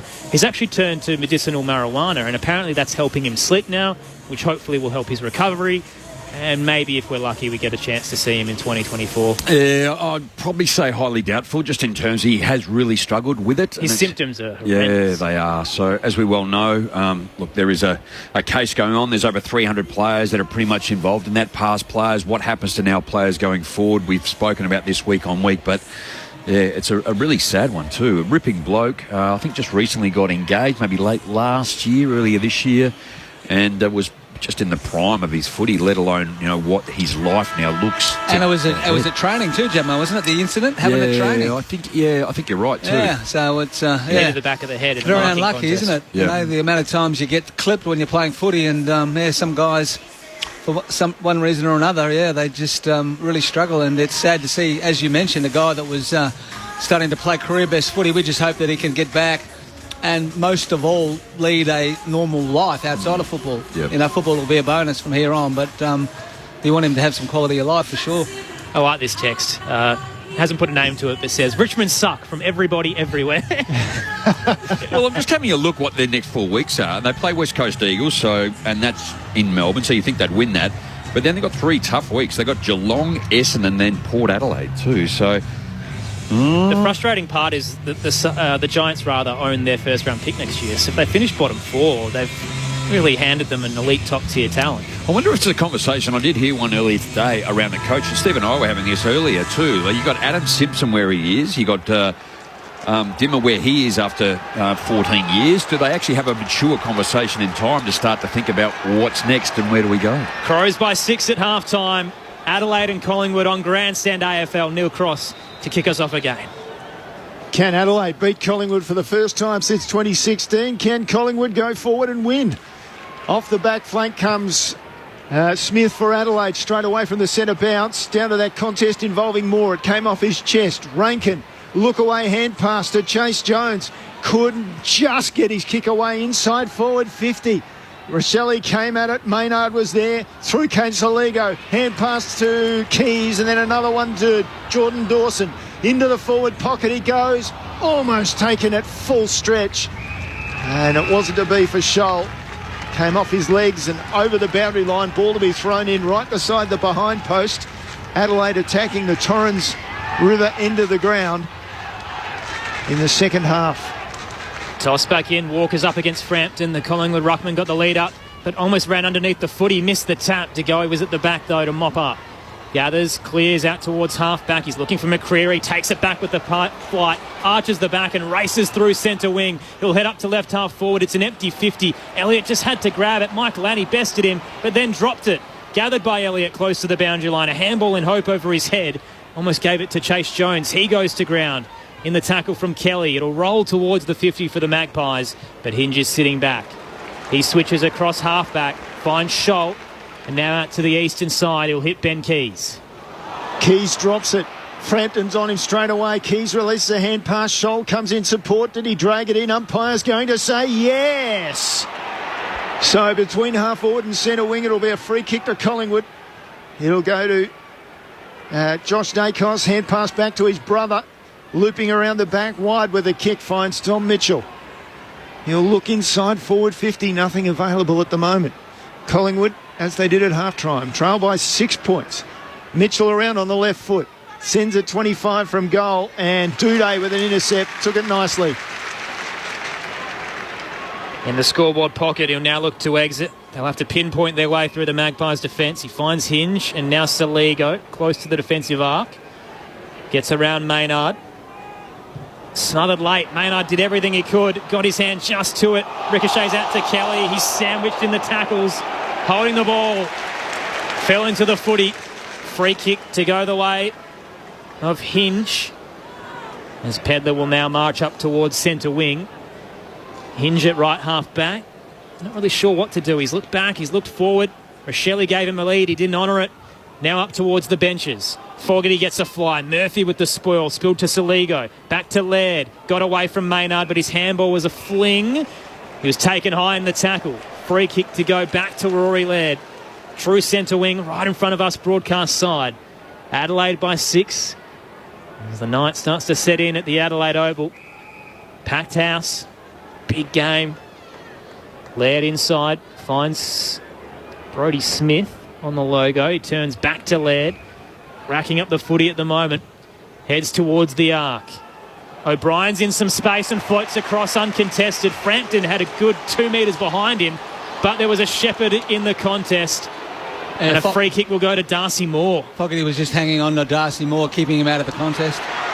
Went to bounce the ball, heading out to switch play.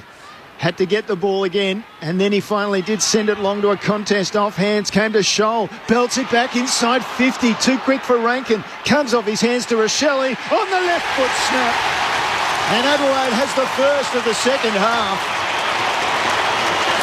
Don't write it down yet, boys. Collingwood reckon they touched that, so it will be reviewed. We'll see a review. Know. But right now, as it stands, Adelaide moves along to 4:10:34. Collingwood 3:4:22. And Rochelle's saying, "Set up, boys, set up." So. Yeah, I thought he was apologising actually to Ben Keys. I thought there was going to be a handball or a chip over the top, and initially thought that he was going to miss the goals. And Adelaide would have done that a couple of times tonight, where they've just picked the wrong option, and we've got the answer sitting over my left shoulder. What do you think, Steve, on the replay now? Well, millimetres. Isn't it? Looks like a finger goes back, but who would know, Jamo? We haven't got the high def, but I think the fingers went back. That's a point. Yeah, here we go. It's going back. Minor score. 7-point lead to the Adelaide Crows. 4 behind. Josh Rochelle. Well done there by Nathan Murphy, just to play it out and continue and get a hand to it. 5 minutes into the third term. Home side by 7. That happened pretty quick. Nick Dacos plays on, heads up towards the broadcast wing, leading out. Johnson, been quiet, couldn't claim it. Spilled to the toes of Maynard, got it forward to Hill. Bumped off the ball, but managed to slap it in the path of Sidebottom. Gathers and gives to Quaynor through the centre square. Doesn't know where to go. Saligo in front of him. He turns and gives it to De Goey. Spears it along the deck. It'll tumble its way towards Dawson. He's bowled over front on contact. They'll take the advantage. Smith clears, and they're out. Keys over the top. Take your pick. They're queuing up. He'll give it to Pedler, who plays on from 30. Heads for home and finishes. Pedler has 2. Electric count of footy from the Crows. 4:11:35. Place 3:4:22. 6 minutes into the third on Grandstand AFL. Your experts, Rod Jamieson and Stephen Williams. Oh, put it down to the skipper, wasn't it? 2 in the back half. Collingwood had it. You called it. Quaynor. And he then went to De Goey, and De Goey's kick, he just tried to drill it forward.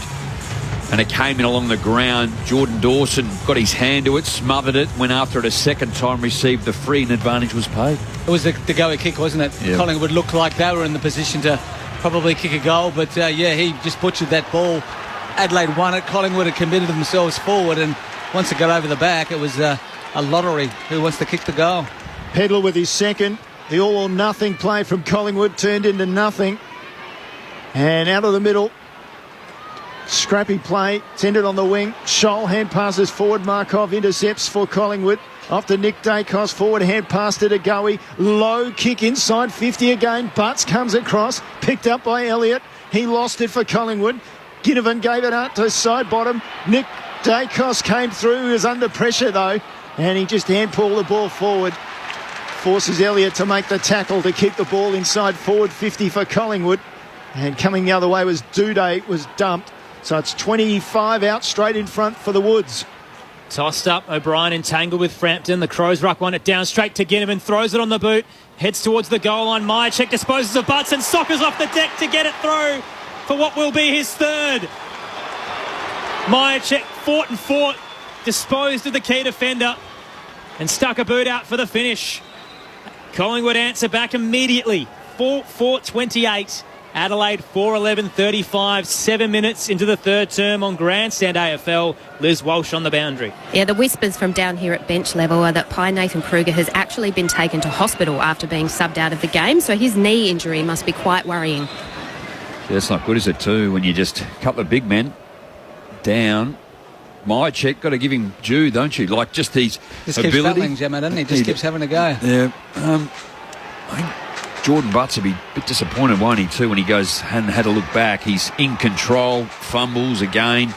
You've got to kill the football either deep, you're on the line, just get it to your right and get it across, win back possession, don't leave it open, which is what has happened on that occasion. Jordan De Goey, 3 disposals, 3 kicks, only 33%. Was that a one-on-one win for Brodie Myercheck? No, we're talking about marking contest. I can't give him that. So back in the middle, we've had a false start. Now the next time it's good tap out towards Sloane from O'Brien. He gets possession but immediately taken down by Nick Dacos. And secondary ball up on this broadcast side of the centre square. Up it goes again. They lock arms, the ruckman. Came down to Degoe, slung in a tackle, got a ball back to Crisp. He just belts it forward, dump kick inside, forward 50. Adelaide will come away through Duday. Took his time, was run down. Umpire says, holding the ball.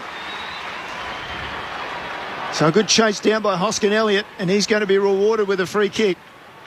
He's not too bad to the left and maybe 35 metres out. Hasn't had a great day, but it's just about competing and putting some pressure on, and Tom Duday just thought he had a little bit more time than he did, and good work by Hoskin Elliott just to apply that pressure and give the Pies a chance to get within a point. Hoskin Elliott comes in, kicks to goal. Collingwood well and truly back in this match. They haven't been this close since the 7-minute mark of the first quarter. And so Jack Ginnivan throwing his mouth around down there forward at Duday. Collingwood 5-4-34, trail by a point. Adelaide 4-11-35, 9 minutes in, third term. Hoskin Elliott, only the 8 disposals, 2 going at 88%, 3 tackles at Collingwood leading the way again defensively, 43-33. So working hard when they don't have it, which was part of that probably first quarter and a half, but managed to continue on with how they were playing. As we see a replay, Coach Matty Nix with his head in his hands. 1 point game at the Adelaide Oval. The Crows and the Magpies on Grandstand AFL. Clean bounce in the middle. O'Brien wins it down for the Crows. He was looking for Dawson, was held out of it by Adams. The whistle stayed away. Degoe gathers. He's spun in the Sloane tackle and coughs it up. Rankin to Sloane. Forward to Keys at half forward. The little dubstep out wide towards Sloane. He fumbled. Coming through, Saligo can't pick it up. Frampton's clawing for it but can't reel it in. Keys back out towards Dawson. Chips it over the top, nonchalant. And finds only Noble sitting back for the Magpies in defensive 50. Right back pocket. Doesn't know where to go. He'll have to go long to the eastern side. Dumps it long. Players sit under it. Frampton forced to punch it away from Duday, who was looking for the intercept mark for Adelaide. Over the boundary line. Rory Stone looked dangerous then, didn't he? He had the ball but just lost the handle, and as he was about to deliver it to a target inside 50. Ball comes back into play. Frampton looks for contact. O'Brien looked for the ball, knocked it to the front. Scramble there. It comes out in the direction of Collingwood, and then it's picked up. Oh no, it's not. Heavy tackle, and it goes over the boundary line eventually. Scholl picked it up, had it briefly. Adams got him, and then the ball spewed out over the boundary line again. As you were, Collingwood probably advantaged by maybe 5 metres from where the ball was last thrown in. Frampton front position. Locks up with O'Brien, wins it down straight to Sloane. He's brought down in a one-arm tackle. Pretty heavy, but ball up to come. As Adams wrestles him down. Almost chicken winged him. He did, didn't he? Tossed up again. O'Brien wins it down, looking for Sloane. Cleared him. At the back to go. He drops into the footy, but can't pick it up. Adams flicks a handball back to Josh Dacos. Didn't control it and may have caught one high in the process. He's dropped down. Adelaide's raced away. Keys gathered. Snapped around the body. Didn't really look where he was going, and Fogarty was caught behind Murphy. Here comes the Collingwood counter. Markov gives it off to Maynard. Out to the broadcast wing, 2-on-2, floating across. Brought to ground by Hinge. He did very well. Gets it back from Jones. Doesn't know where to do, though. He ran into a wall of Kelly. Caught in the tackle. Degoe thought it was holding the footy and left the ball on the ground. It's soccered forward by Dawson. He can gather at the attacking edge. Heads inside 50. Finds Rankin all alone. He can race towards 20. Open goal. He's missed. Sprayed it across the face. Puts his head in his hands. Matthew Nix would be filthy. Minor score for the Crows. 2-point lead. 4-12-36. Collingwood 5-4-34. 13 minutes into the third. So wasteful, Adelaide.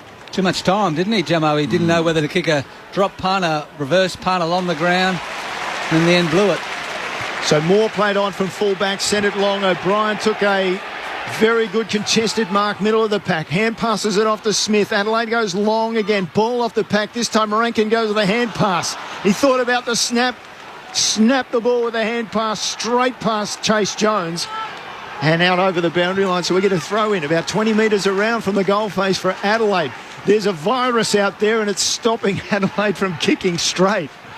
Disposal has been fairly poor all night from both sides, really. Messy football on a damp evening. O'Brien takes it out of the ruck, gives it to Saligo, tried to charge through Crisp, was spun around. Handball found Dawson, now fisted forward for the Crows. Right forward pocket, only Nick Dacos sitting back. Exits with a little dink up towards McCreary, didn't favour him. And Brodie Smith comes across to spoil it into the fence. On the text line 0437 774 774, M from Melbourne says, "Go Pies, enjoying the call. Have been so impressed by the way Craig McRae has managed the Pies. Hard not to be a Collywobble supporter after so many years." He looks so relaxed on the bench, doesn't he? Ball comes back into play. Sloane received the tap from O'Brien. Left foot, inside forward 50. Moore again had the better of Fogarty.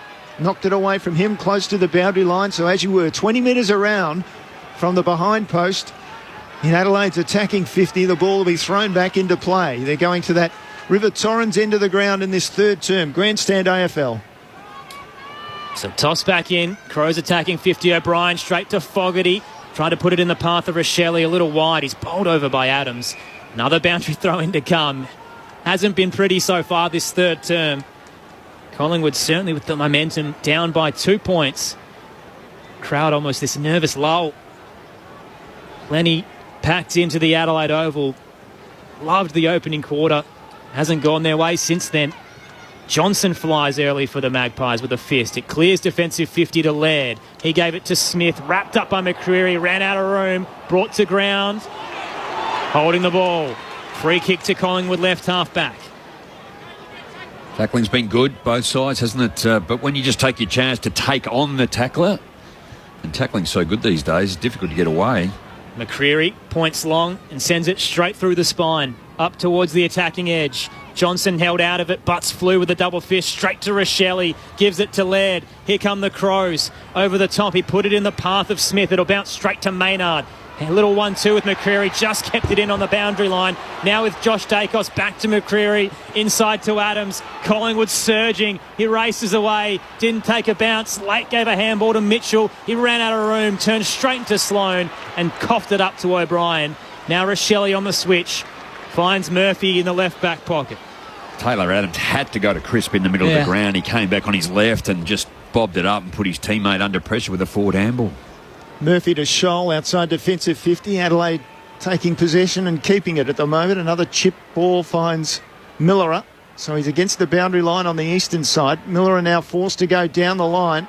The lead up coming from Phil Thorpe. 2 grabs, well done. Nathan Murphy stayed with him, but it's a kick for Phil Thorpe.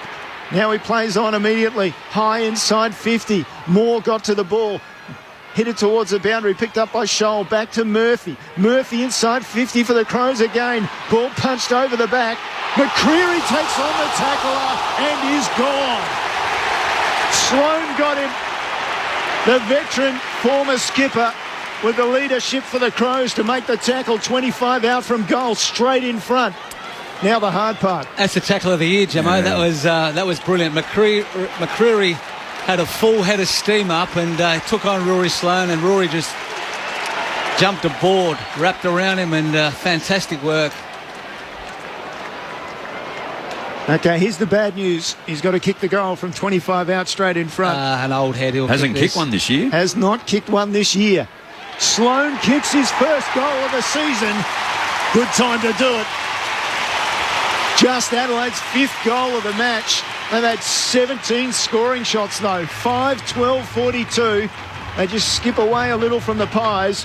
5-4, 34. An 8-point margin, 17 minutes into the third term. Neil Cross, Aaron Bryans, your call team. Rod Jamison, Stephen Williams, your experts on Grandstand AFL. Just outstanding. Most or all of last year with a knee on the side, came back unsure whether he was going to get there by round 1. They've managed his time. They're playing forward on a wing or in the middle of the ground, and when they've had to, he's really stood up. Last week, he just backed back into a pack against Hawthorn and just took what was coming. He's done it again tonight, and just that is the characteristic of this guy, just the way he gets at the football. Incredible. It was fair enough by Bo McCreary too. I thought he did the right thing by taking him on because he had that speed up, but it was just a great tackle. Big game feel. Crows by 8. O'Brien wins it down straight to Mitchell. Flicked a handball to Noble for the Pies. He turned it over. Gave it to Saligo. Good diving smother from Mitchell as the kick ricochets to centre half forward. Pedler brought down. Couldn't dispose of it. Holding the ball. Free kick to Isaac Quainer. It'll come all the way back after they cleared it to the broadcast wing. It's a great tackle. Just probably more incorrect disposal, wasn't it? Tried to get onto his foot. Missed it. Great tackle. Quainer will send it back where he originally intended to go. He's looking for Will Kelly, who flies. Can't bring it to ground up against Smith. Charges through. Met with the Rankin tackle. Gets boot to ball, though. Up to the centre square. Elliott will fly. Spoiled away by Saligo. Straight to Noble. He throws it on the boot. They're just hitting it in hope. Out towards centre half back. Markov brought it to ground. Now Maynard with the volley straight up. It's basically volleyball out there. Maynard smashes it forward out to the eastern side. Laird gathers. Big hip and shoulder from Hill. Somehow got a disposal out to Duday. Back to Michael Annie. Kicks up towards the centre square. Don't know where he was going. Only found Will Kelly for the Magpies. Plays on quickly. Kelly up towards the scoreboard pocket. Floating across. Duday nearly claims it. Went to ground. Mitchell overruns the footy. Saligo flicks a handball out. Straight to Laird. Sold him into trouble. Heavy tackle from Hill. We'll get a ball up close to centre half forward for the Magpies, who trail by 8. Magpies like the Tigers of old, just thumping the ball forward and trying to get some momentum. Off the pack it comes to Adams this time, to the right foot of Maynard, inside 50. Saligo was brave in front of Ginnivan. He got hit hard, ball to ground. Elliott picked it up from the scoreboard pocket across the goals. And umpires picked up a free kick. And it'll go to young Michael Annie. Bobby Hill, I think it was, on the 2, just jumped in the air well in advance of the football getting there, gave away the free. Was not in the contest at all. 13-8 inside 50s in favour of Adelaide in this quarter. Michael Annie comes away, kicks long, ball off the pack again. Scrappy football. Finally taken by Fogarty. Good presence in the pack to find Phil Thorpe down the line. Now he goes inboard. Adelaide can open it up here. It's come to Rochelle. Looks across the ground. Now he looks straight down the ground. Walker at centre half forward. Murphy got across brilliantly. Knocked it away for Collingwood. The urgency from the Pies defender was magnificent. Knocked it in the path of side bottom. Kicks up to Johnson. Fumbled the mark. Regathers. Composes himself and finds Maynard. Defensing edge of the square. Sorry, Aaron. It's just how they set up, don't they? They give yourself enough. If that kick is dead fast and low, the defender won't get there. Here's the switch. Maynard to Moore. Broadcast side. Mitchell over the top to Will Kelly. Left half forward. Too far out to score. Close to the boundary line. Adelaide floods back. He points long. Kelly runs around O'Brien. Centres it towards the top of the goal square. The Crows have numbers. Sloan flies. He should have taken it. Goes to ground. Almost socketed by Hill. Tackle laid by Elliott. McCreary got boot to ball. It was touched on the line. Minor score for the Pies. 7-point game. Collingwood 5-5-35 rather to Adelaide's 5-12-42. 21 minutes played in the third. Liz Walsh on the boundary. Nick Dacos is back out there now, but he has just been in the hands of trainers, getting some stretching on his left hip. Miller bringing the ball in for Adelaide to Sloan. Out on the eastern side, straight down the line, looking for Thilthorpe. Oh, he's going to get an opportunity. Ball came off Maynard's hands. Thilthorpe fights on and then just toe pokes it brilliantly to Rochelle. Hand pass back to Duday. Sends it to 2 Collingwood players. And Nick Dacos says, yep, I'll have another possession. Thank you very much. Just inside the centre square, eastern side of the ground, he goes out with a kick to Noble. Behind centre wing, called to play on. Led back to Dacos. Disposal 6 coming up at this term. Little quiet early, Nick Dacos, but starting to find some of the footy. 19 for the game. 20 now. Gives it off to Noble again. They're just stuck at centre wing on the eastern outer side. Calls for options. Finally receives one. Adams just the required 15. They're working their way through the Crows' defence, but this kick was poor. Almost a dangerous one across centre half forward, and Pedler stood his ground against Quaynor, receives the free kick. No one on the mark at centre half back. He'll head towards the logo broadcast side, leading out. Dawson brought it down, fights up against Markov. The Pie wins out, gathers, hands it forward to McCreary. Wheels around Jones, looks inside. Nick Dacos marks, plays on immediately, hands it to Degoe. He's run down by Rochelle. Charged at him, holding the footy. Degoe thought he had more time. Then was available. Josh Rochelle, the hard nut. Almost a 100-metre sprint to run him down. Kicks on the 45 to Dawson.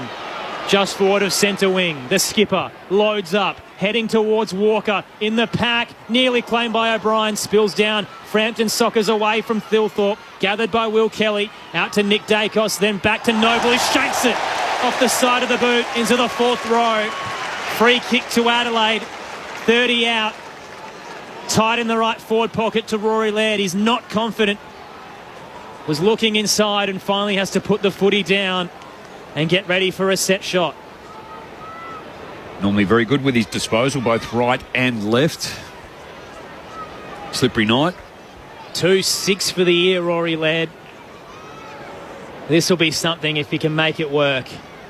Kicks from outside the boundary line. Tight angle. It's across the face. It'll sit up on the behind line. Kept in play. Quaynor's there. Gave it to Will Kelly. He fumbled. Keys got there.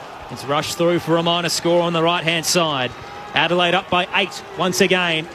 5-13, 43 rather, plays 5-5-35. 25-minute mark of the third term on Grandstand AFL. Great to have you with us for this thrilling contest as Collingwood exit to left half-back. Maynard long and O'Brien, as he's done very well tonight, takes an intercept pack mark. Back inside 50, sends it 25 from goal. Walker gets a great lead, couldn't bring it down. Quaynor takes it. Hand pass wide for Young. He's taken down and over the boundary line. Just keep going to the same spot all the time, Stephen. Both hands, haven't they? Yeah, and Riley O'Brien is just lapping it up. He's so much bigger than anybody else in the contest. They need to go short and try to run the ball out. Really instructional. Collingwood around the football, telling teammates where to go, man up, where to zone. Should have been Young Kelly was where I was going to finish that. Now the ball back into play. It's farmed out to Pedler. Gets ball to boot. Not sure it was touched, but it bounced in front of Nathan Murphy anyway, and the defender comes away, tackled just as he kicked the ball by Rochelle. Good desperation from the Crows, keeps it in the area. It's shanked off the outside of the boot and over the boundary line, just outside defensive 50 for Collingwood. Two big defensive efforts too, Josh Rochelle, one on Jordan DeGoey, and then on that occasion, Nathan Murphy to keep the footy in their forward half. Tossed in. O'Brien wins it down. Straight to Adams, though, for the Pies. Races away from the pack and switches across defensive 50. Finds Will Kelly all alone. Left back pocket. Again, a little slow to exit. Finally gets an option in Quaynor, who fumbles on the painted defensive 50. Spills out towards Dawson. He's gang tackled. It's going to come back. Kicking in danger. The umpire in the middle's called it. The one in control missed it. Pedler's a little sore. He's got a couple of fingers in the blow. Quaynor put his foot down. Maynard charged through. It was unlucky for Maynard, really, as Pedler stuck his finger in late. But it is a free kick to the Crow. Man on the marks, 48 out. Slight angle to the right. Luke Pedler looking for his third. This would be momentous. Kicks from 55 on the left. Plenty of power. It's coming across the face. Brought down by Walker. Front and square was Mitchell. Handed it at the toes of Markov, who left it for Murphy. He shanked it. Collingwood's exits have been incredibly poor in the third. And Adelaide will receive a free kick. Left forward pocket. This time it's closer to goal. 15 out. And it'll go to Chase Jones. Just a bit of panic there, wasn't there? Collingwood actually had some extras around the ball just to get the handball chain out. But Murphy's been terrific all night, just panicked, and this is the one that Rochelle, that's Jones, likes to kick. Jones opens the angle on the right. It's awful. And it'll end up being just a minor score. Adelaide 9 points up now. 5-14-44 plays 5-5-35. 28 minutes into the third. Adelaide have absolutely butchered the ball tonight. I think they would have preferred Josh Rochelle kicking that one around his body. Noble takes the short pass in and then not a 15-metre kick, and it's turned over almost by Maynard. Adelaide have numbers around the ball, and Maynard again goes to the option of trying to soccer off the ground straight into Thilthorpe and over the boundary line. That was a good deal of panic from the Collingwood defenders. Could have gone anywhere, couldn't it? If it didn't hit Thilthorpe, there's a fair chance it was out on the full. Yeah, I was going to say through the window here. He put everything into it. So it's just inside attacking 50 where the umpire throws the ball back into play. O'Brien won it down to Scholl, kicks off a step, centering his footy inside the arc. Jones charging out, barrels over Ginnivan, may have caught one high against side bottom. Again, the non-controlling umpire has seen it. Comes in from outside the 50 and hands the free kick the way of the Crows. Chase Jones gets another chance, but this time he's a bit more central, slightly right of centre. Side bottom gave it away then. At the end of the day, he's complained to the umpire that it wasn't high, but the way he threw his arms back, he knew what had gone on. To stand the mark, 45 out. Chase Jones, the former first-round pick, is certainly flourishing in 2023. Adelaide by 9. In comes Jones, kicks on the arc, plenty on it, all the way. Crows by 15. Chase Jones with his first goal of the night. Incredibly important in this tight contest. 6:14.50, plays 5:35. Time on in the third on Grandstand AFL. Just under 2 minutes remaining, 16th inside 50 to 9. So again, almost the same mirror image of the first quarter. Adelaide 17 to 10 inside 50s, had all the football, couldn't finish off, and even struggled again in this quarter. So the margin only 15 points, Stephen, but gee, they've just butchered it and wasted it. It was a nice kick, wasn't it? It's a young guy that's a lot of pressure on him as a first-round draft pick. Took a few years, but just starting to show now that he's comfortable at this level. And when his teammates were missing, he was able to go back and kick that one from just outside of 50. So terrific effort. So Adelaide has doubled Collingwood's scoring shots and yet only leads by 15 points. Ball back in the middle. And maybe to go, he had a case for being held there, but he flipped up a hand pass to Josh Dacos, and then Josh Dacos forced on the turnaround as he tried to get around. After he received the ball, he had to hand pass it just out into territory and over the boundary line eventually. On the text line, Dave the Truckie says, "Go Pies, can't wait to get back on the highway." And Stan from Victoria says, "Hi team, fans of our favourite ABC SA team, thrilling call." I'll send you the cheque in the mail, Stan. Off the contest, it came to Dawson for Adelaide. In the tackle, just had to push it forward. Fogarty got rid of one, got rid of two, and then just flipped it out. No, the umpire said that's holding the ball. Moore, or rather side bottom, got him in the end. So it's at right half back on the eastern side of the Adelaide Oval for Collingwood. Had a quiet night tonight, Darcy. Taylor Walker hasn't touched the footy this quarter. Side bottom heads towards the centre square, standing in front position. Thilthorpe held his ground. Haven't seen a lot of him, but that was important. Switches across half-back, finds Scholl, now Murray. Broadcast wing. All the work that Collingwood have done, you wouldn't want to concede one with under a minute to go. They're zoning well here, so they'll force Murray long, up to right half forward. They have the outnumber, the Pies. Frampton across, got a fist on it, rolls towards the boundary line. Noble kept it in, hands it off to Crisp. Now down the line, I don't know where he was hoping that would go. Kicked it straight to Scholl on the logo. Adelaide can rebound. 45 hit to Duday in front of the benches. Duday's got the signal. Things are counting down very quickly to three-quarter time. Down the line he goes with a kick. Thilthorpe was in the pack, so does Fogarty. Somehow pushed his way through, gave it to Laird, then to Thilthorpe up the left foot. Inside 50, not long to go on the quarter. Ball comes to ground, picked up by Murphy for Adelaide. Hand pass out, finds Chase Jones from Saligo, and he's missed. He's hooked it. Another opportunity late for the Crows. They couldn't take it. 32 minutes down in the third quarter. Adelaide stretches the lead by just 1 to 16 points. Has all the makings of heartbreak, Crossy. We know what Collingwood can do in fourth terms. 3-goal game at the moment. Clearing kick from Darcy Moore. He heaves it out to left half back. Early fly from Murray. Thought he was nudged out of it. Won't be paid. That'll get us to three-quarter time. Gee, we've got a great game on our hands. Adelaide 6:15.51 plays Collingwood 5:35. Goal scorers heading into the final term for the Crows. 2 to Pedler. Singles to Jones, Sloan, Walker and Rankin. For Collingwood, 3 to Myercheck. Singles to Hoskin, Elliott and Frampton. The text line 0437 774 774. Can't wait to see what unfolds. Coming up next on ABC Radio, Sport Digital and the Listen app on Grandstand AFL. Hello, I'm Patrick Stack, and if you like great stories and you enjoy sport, then I reckon you need ABC Sport Daily in your life. The Masters was the first time we got to see all the LIV players and the PGA Tour players who could qualify in the one place, and saw that they all weren't fighting each other physically. Yeah, I've never been asked to talk about a promotion to League 2 before in detail, Stacky. Well, the Roosters get hammered being across the road with their salary cap sombrero. It's a daily sports conversation, and it's called ABC Sport Daily. Find us on the ABC Listen app. Grandstand AFL. Now streaming every match on the ABC Listen app. Look for the AFL button. They'll take the advantage. Smith clears, and they're out. Keys over the top. Take your pick. They're queuing up. He'll give it to Pedler, who plays on from 30. Heads for home and finishes. Pedler has two.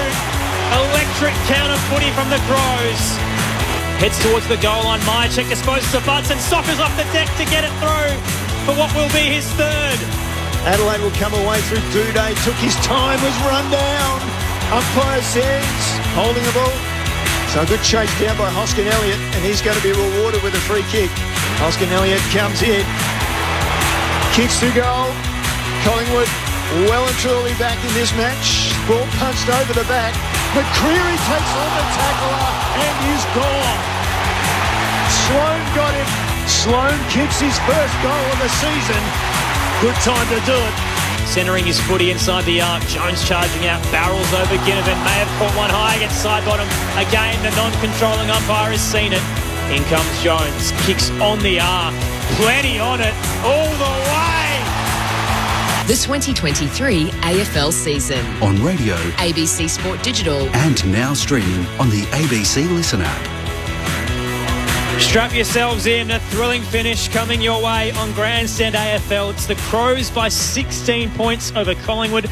But the Pies last year won 9 games by less than 10 points. They won the same last week in the Anzac game. 13 of their last 21 games have been won by 14 or less. They are well and truly in this fight. Aaron Bryans, Neil Cross, Rod Jamieson, Stephen Williams with you for the call, as well as Liz Walsh downstairs, who has some news for us heading into the final term. Liz? I think one thing to keep an eye on this term is whether Adelaide is planning a tactical sub. Harry Schoenberg, in the dying minutes of that quarter, took his training top off, put a playing Guernsey on, and then put his training top back on top of that. So he's just been warming up with the ball as well. So that's certainly something to keep an eye on. Jamo, Steve, how do you expect this final term to play out? Oh, well, not dissimilar as we know how Collingwood continue to play it, don't they? They take it on. They find a way to get back in to the game. They kicked 7 goals in that last quarter by restricting Essendon to only 3 behinds. Different team, different location, and they've only had the 5-day break. They're up against it with injuries and struggling in some areas just due to the health of the players. But Adelaide just haven't put it away. Again, 48% time in possession in that quarter to 34, 45 to 35. You go inside 50s. Adelaide 17-9 in that quarter. They're 16 ahead. Contested marks 15-2. Like, all the stats are just going, Adelaide should be blowing Collingwood away here, but they've found a way and continue to find a way to stay in the game, Steve. Yeah, I thought Adelaide asserted their dominance again in that quarter. 8 shots at goal to 3. For 3 goal 5 to 2 goal 1, so they, have left the door open. But just the way that they're playing, it's hard to see Collingwood getting over the top.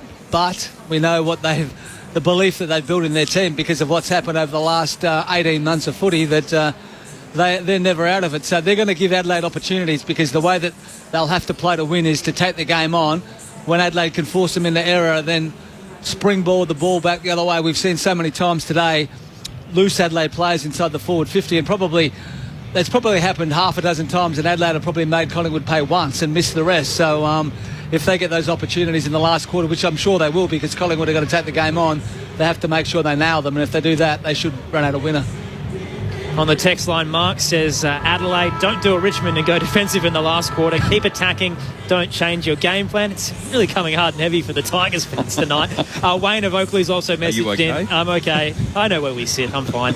Wayne's also texted in and says, is there any advantage to the end Collingwood will be kicking to, which is the southern end in this final term, the right of your radio dial? Not at the moment. No, in terms of the way the scoring has gone, it's pretty even. But Wayne says will be the end that the Mighty Pies will be storming home to victory at. So. Bobby Hill, 5 disposals. Ginnivan, 5. Jamie Elliott, 4. Ash Johnson, 3. So these guys up forward. Adelaide's defence has been good and sound to be able to restrict it. We spoke about how many inside 50s Collingwood have had against Adelaide, which is 31-47. But these guys, if they can step up and find another way, because it's just been Brody Mychek with his 3. Yeah, and 9 of the 11 goals have been kicked to the Riverbank end.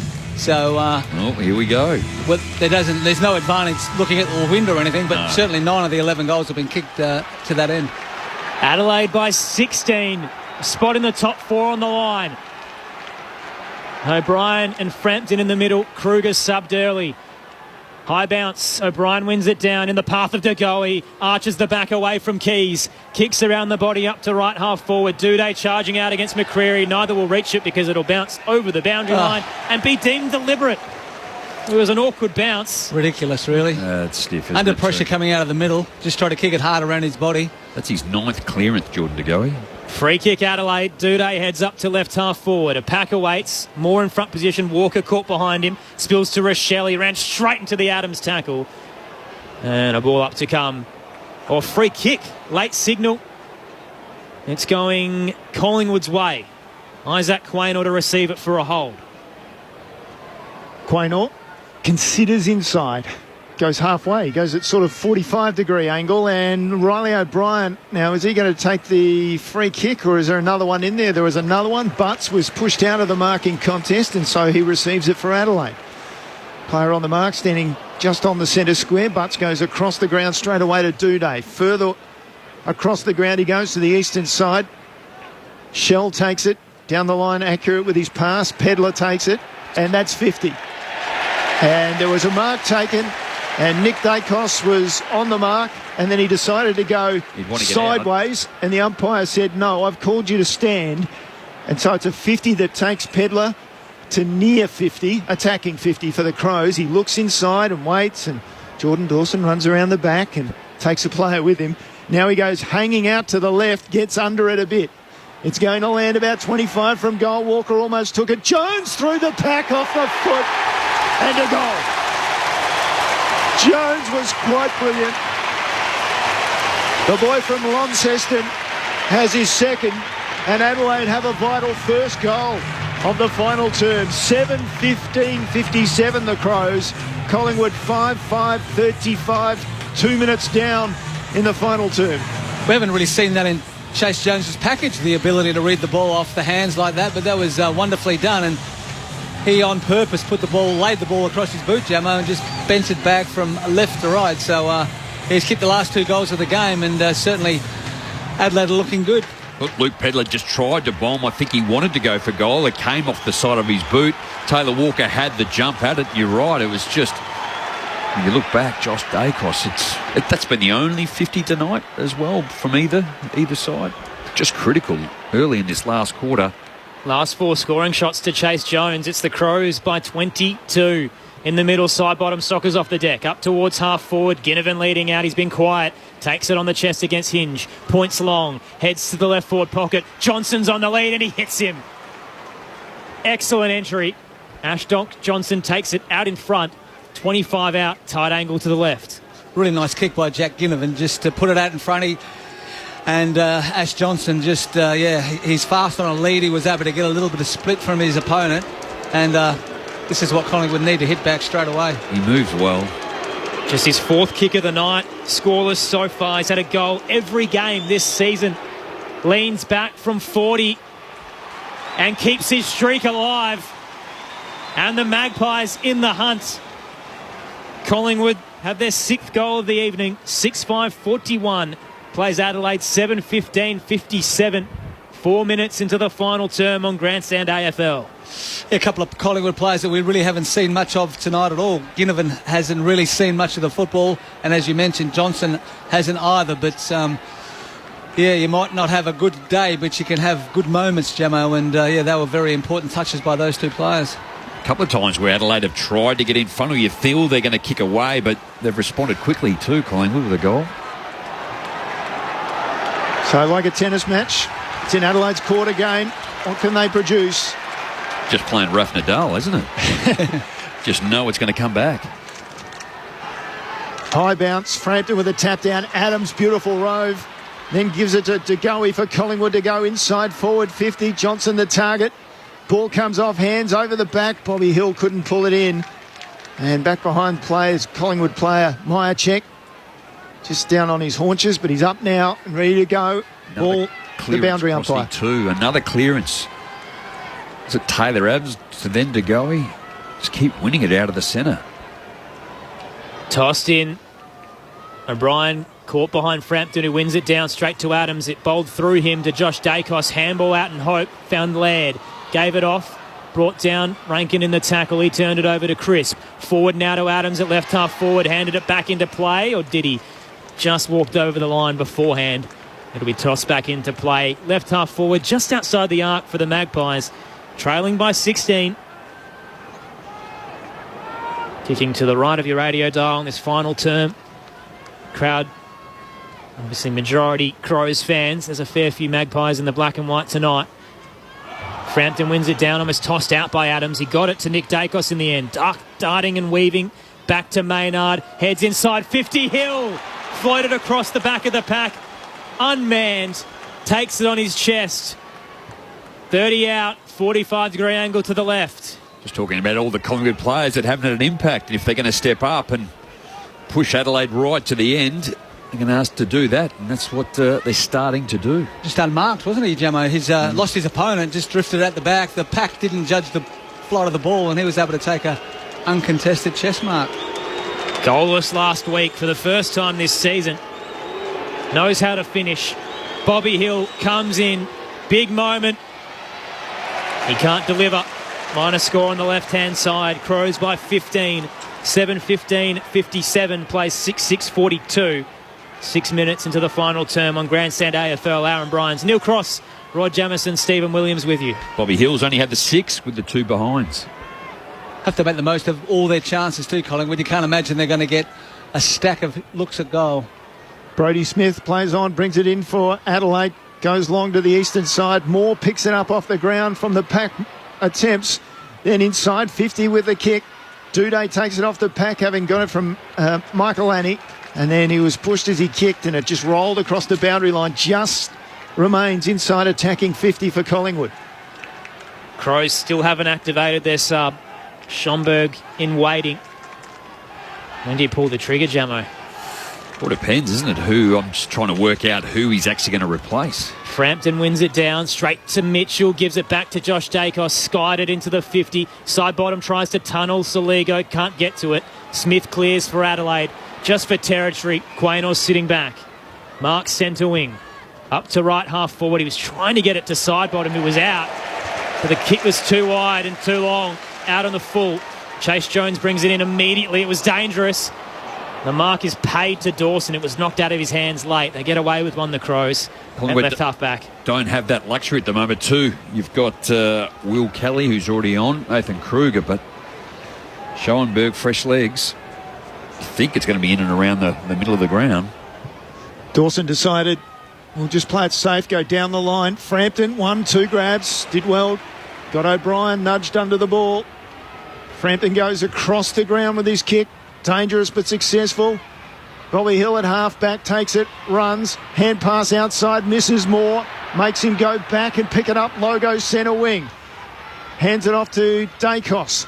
So that's Nick Dacos down the line to the kick, turned it over off his left foot. Michael Annie for Adelaide with the intercept. Made easy, of course, it was basically kicked to him. You don't often see that, do you? The Dacos boys missing targets. On the text line, someone says Josh Dacos needs to settle and play his beautiful game. He's kicking at 25% this quarter, although the Crows have coughed it right back up. Long ball from Jones, cut off by Moore. There's a free kick. Now he heads over the top to Josh Dacos, behind left half forward.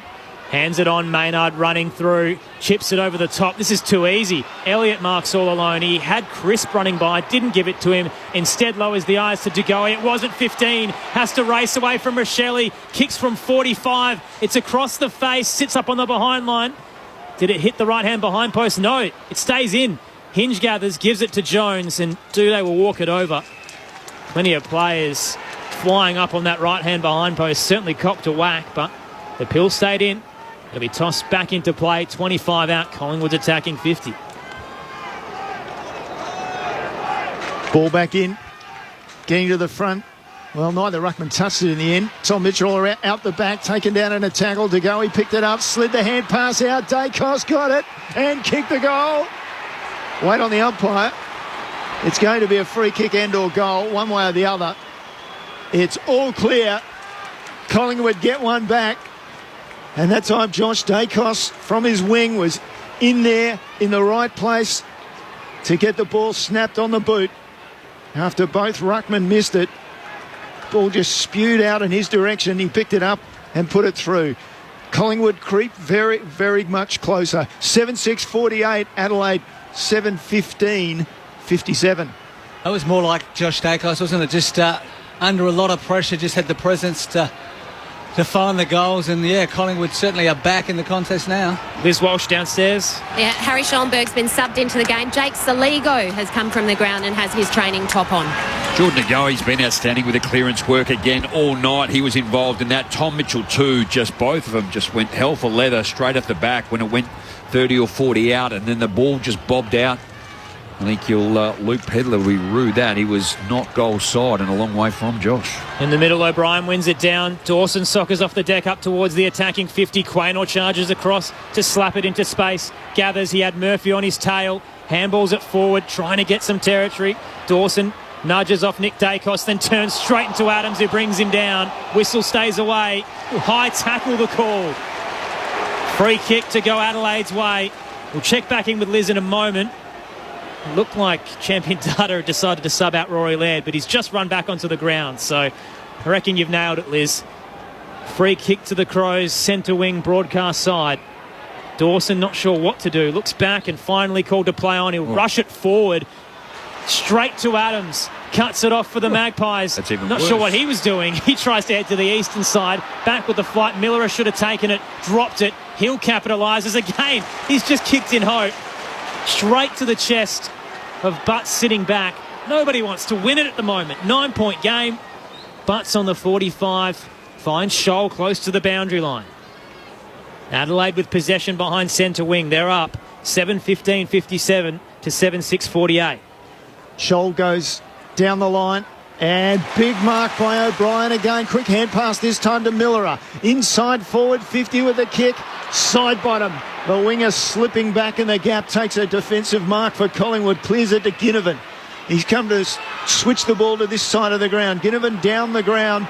Finds Markov. One bounce on centre wing. Almost run down by Pedler. His kick to half forward was beautiful. It found Elliott. He wants somebody to run up. He wants a lead up. He's waiting. Now he settles. Surely he can't be... Yes, the umpire's calling him to play on. I was going to say it can't be a shot at goal. He's just indicated he can't kick it. So he goes wide for Ginnivan, then back to Elliott, and all that managed to lose 10 metres. And then Elliott's kick was pinpoint to find Mitchell just inside 50, basically at true centre half forward. Not sure about Tom Mitchell from here. Not probably his one would, the 50-metre shot for a goal, but particularly in the last quarter. So it'll really test him, I think, this one. Didn't Collingwood, when they won the football too, it was 3-on-1 in the back half. Adelaide were never going to win it. Lockie Murphy, hard kick, still side bottom, got back, and didn't they just rocket forward, Collingwood, once they had hold of the football. Mitchell called to play on as he arcs out to get more distance. Whacks it pretty well. Right to the line. O'Brien got a hand to it and then brought it down. Unfortunately, Adelaide had the numbers there to rush it through. So a minor score after all that for Collingwood. And we've got an 8-point game.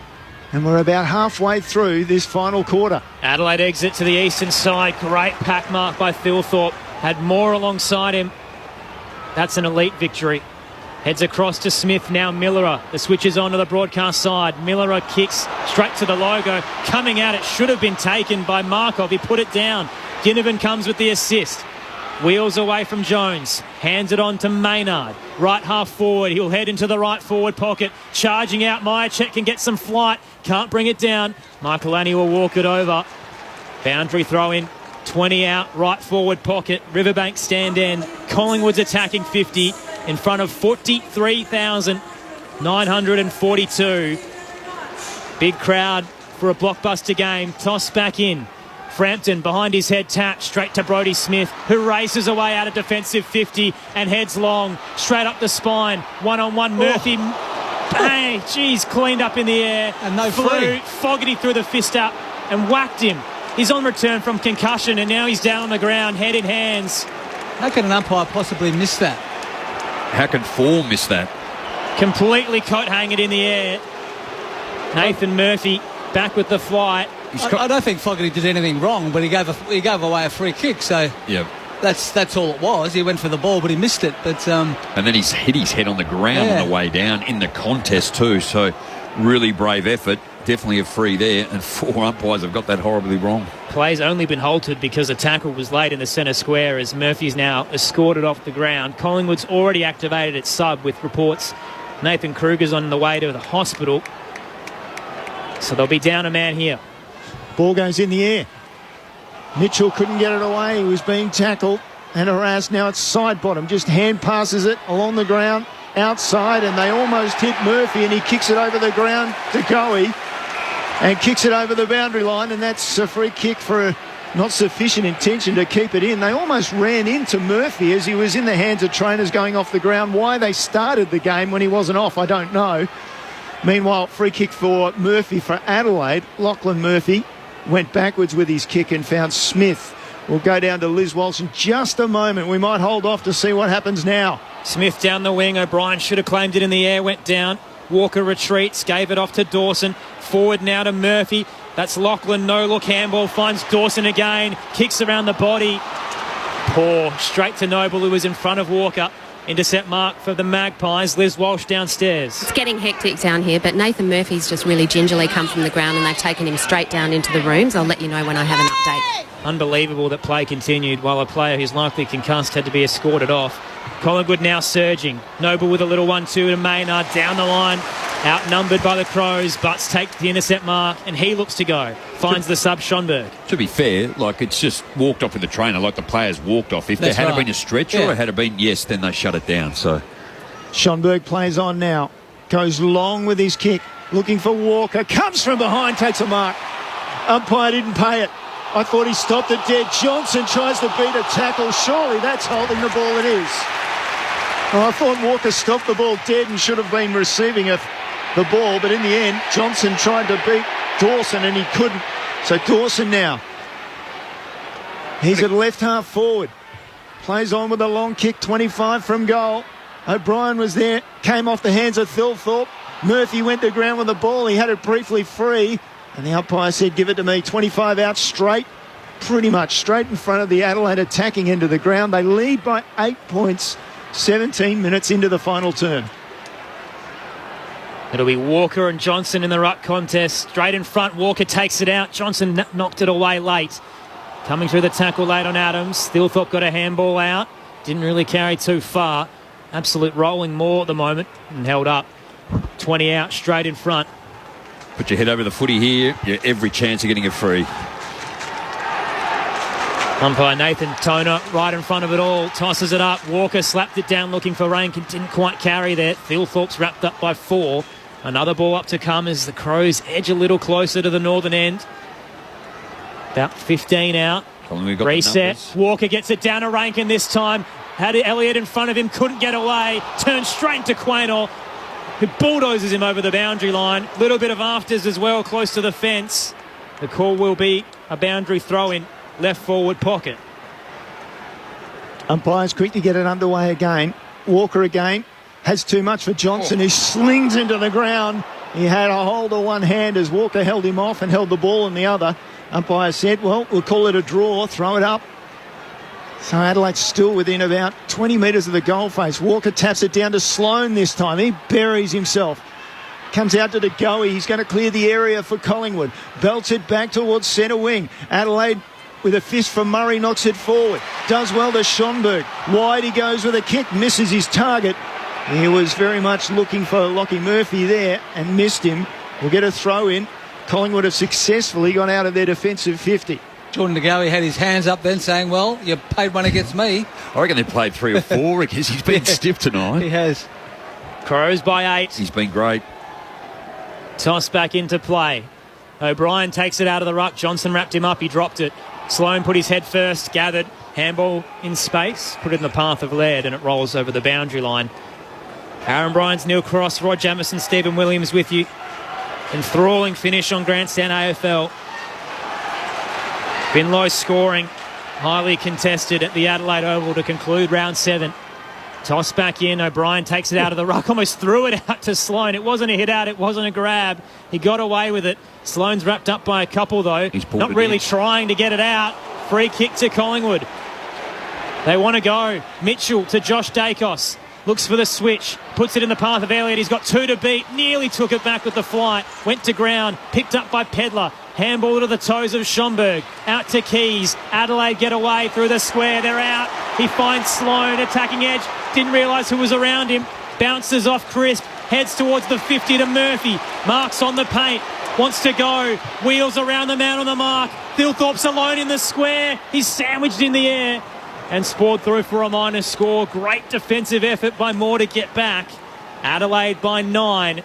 7-16-58. Plays 7-7-49. Time on in the 4th. Well done by Braden Maynard as well, just to leave his man and get across to make sure Thilthorpe wasn't going to mark that ball. Maynard with a kick in looking for Moore, and the umpire said there was something high, and it was Moore to be penalised. Pedler flew from the front and Moore dragged him down, so Pedler will get the free kick. Moore standing on the mark, about 2 metres inside the attacking 50 for Adelaide, about a 45-degree angle for Pedler. He needs to go short here. Again, he's just this is what Collingwood wants you to do. They actually want you to kick it long, to put it deep in the square. They'll just kill the ball over. He did nail one here in the showdown from about this distance. Oh, look at this. Bangs it to the top of the goal square, and the only one who was aware that that's what he was doing was Nick Dacos, or rather, no, it was Jack Crisp. So Crisp stood under the ball in the end, got a free kick. Collingwood will clear. Went short, out to the scoreboard pocket to Maynard.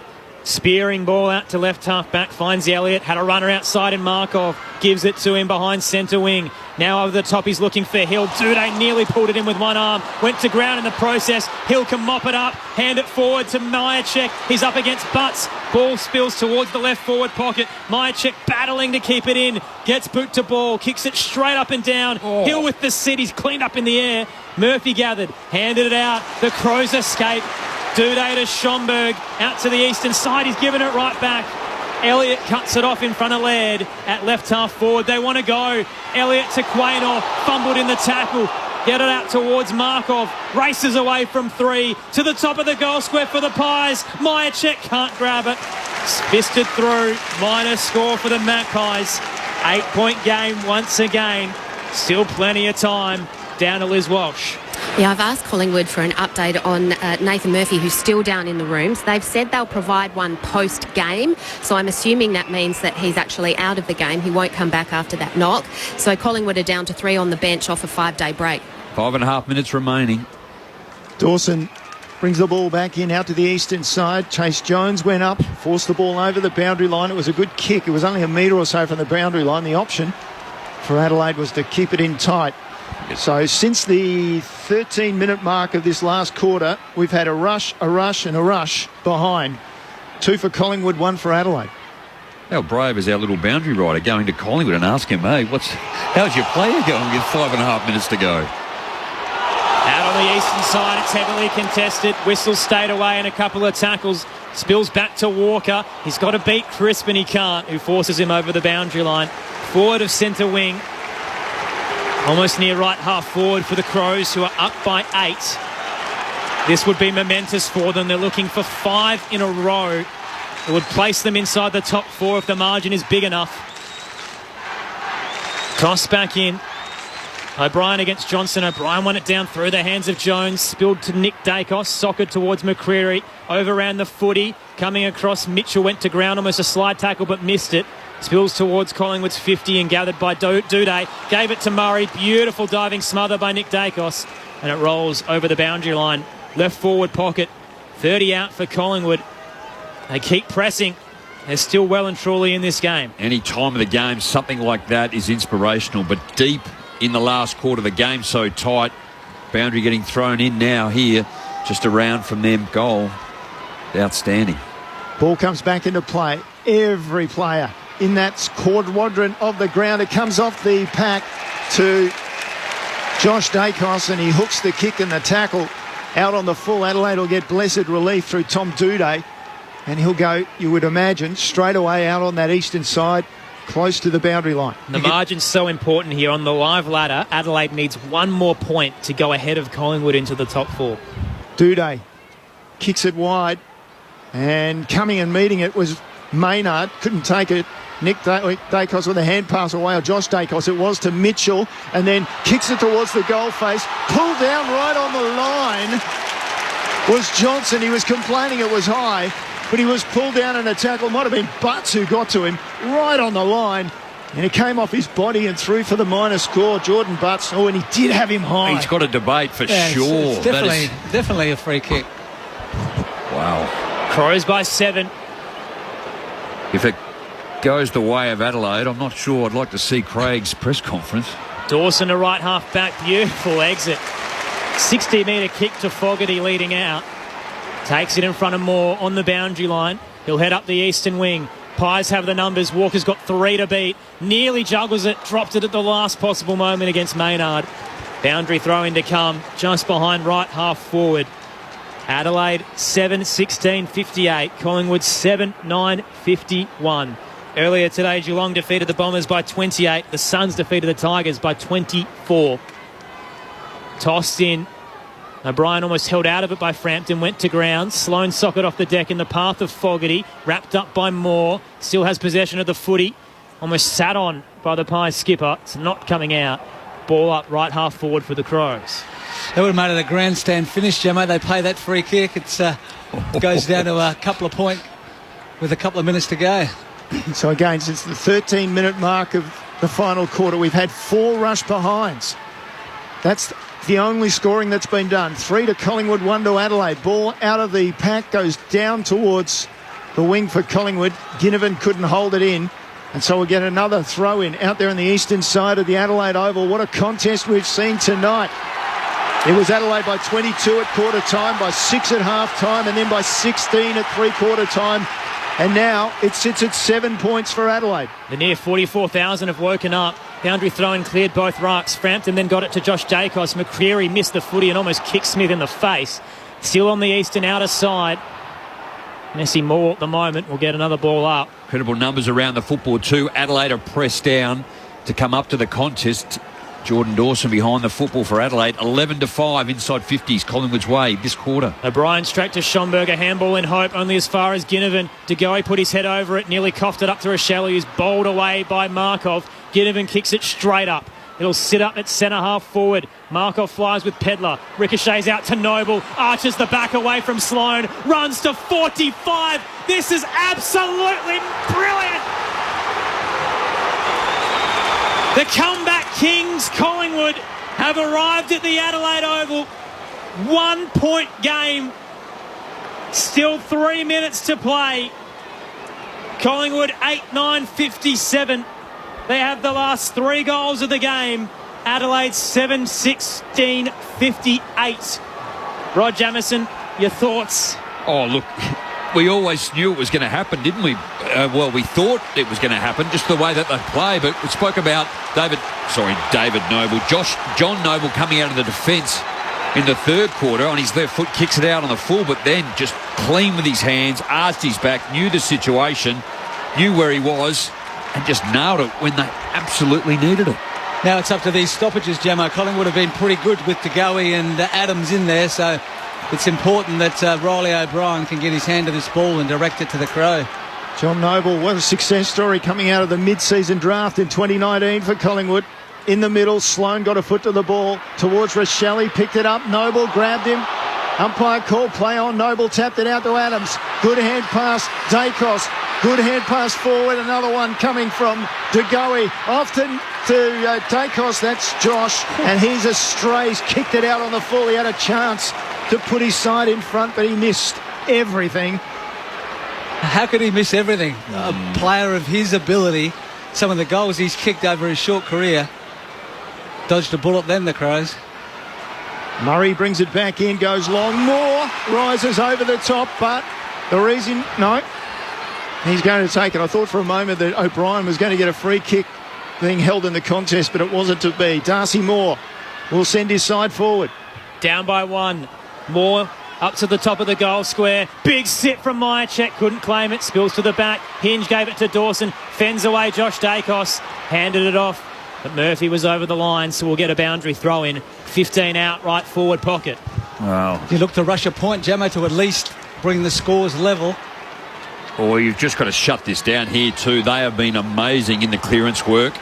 No, well, look at Still Sidebottom here, just on the offensive side, just trying to sneak in. Toss back in. Frampton won it down through the hands of Chris. Sidebottom was at the back, jammed it on the boot, up towards the goal square. Johnson can't claim it. Smart play. Smashed through for a minor score, and scores are level. Smart play by Ash Johnson, just to make sure that at least they'll be taking something home. And now it's up to the Crows. They need to take the ball from one end of the ground to the other. We got just under 2 minutes to go. That hit out was going straight to Still Sidebottom. Wasn't too. it? Far out. Well read, Jamo. Dawson brings the ball in, out to the eastern side, looks for Chase Jones. And it came off the hands and over for the throw in Adelaide. Well, it's more Collingwood than Adelaide at the moment as we close in on full time. Collingwood surging. Adelaide needs to score, so does Collingwood if they want to win. Darcy Moore's gone forward. Ball comes back into play. O'Brien goes to ground, play on. Rankin, just a blind turn, got it out the Keys, and then Laird, and then Rankin, and then down to half forward. Well, not quite. Just ahead of centre wing, taken by Fogarty. Down to half forward with his kick for Schonberg. Came off hands. Quaynor took it towards the boundary line and over. So Adelaide have got it at right half forward. Dying stages at the Adelaide Oval. Anyone's game. Great to have you with us on Grandstand AFL. Frampton has front position for the boundary throw-in. O'Brien will charge to meet it. He wins it down over his head, but straight to Markov, who hands it to Mitchell. Collingwood clearance out to the eastern side. Duday wrapped up with Elliott, coming through Crisp. Tried to give it to Elliott, he fumbled. Flicked it back out to Crisp. Gets away from Duday. Everyone's pointing long. Instead, he'll look inside. Hits up Hoskin Elliott in space. Heads towards the right forward pocket. Side bottom back with the fight. Has pulled it in. Remarkable. Collingwood's going to do it again. Takes the mark. 35 out. Tight angle. Right forward pocket. Any score will do. 45 seconds to go. Runs the clock down. He'll use the 30. 296 games. Sneaking up on 300. Has been an incredible player. Unbelievably talented and skillful. You surely cannot miss any of this. Steele side bottom. Opts for the drop punt. It looks good. It's fading late. Minor score. Pies up by 1. Adelaide, last roll of the dice. They play on immediately. Dawson heads to the broadcast wing, outnumbered, gathered by Rochelle, hands it inside to Rankin, has to go, wheels around 3, hands it over the top to Rochelle, kicks, it's not long enough, headed towards the 50, but it was too shallow. That's it. Moore sits underneath it. Collingwood win. The Magpies are inevitable. The Collingwood comeback claims another victim. They run down the Crows to win by a point. They know how to play the game. Side by side they stick together to uphold the Magpies' name. See the barricades are shouting as all barricades show. Oh, the premiership's a cakewalk for the good old Collingwood. The Crows dominated for significant portions of the contest, but you always knew the fight back was coming and the tidal wave arrived. It was Adelaide by 22 at the first break, Adelaide by 6 at the half, 16 at three-quarter time before the Magpies kicked the last 3 goals of the game and the last 9 scoring shots. And in the end, they win by a point, 8-11-59 to 7-16-58. Good old Collingwood forever. They know how to play the game.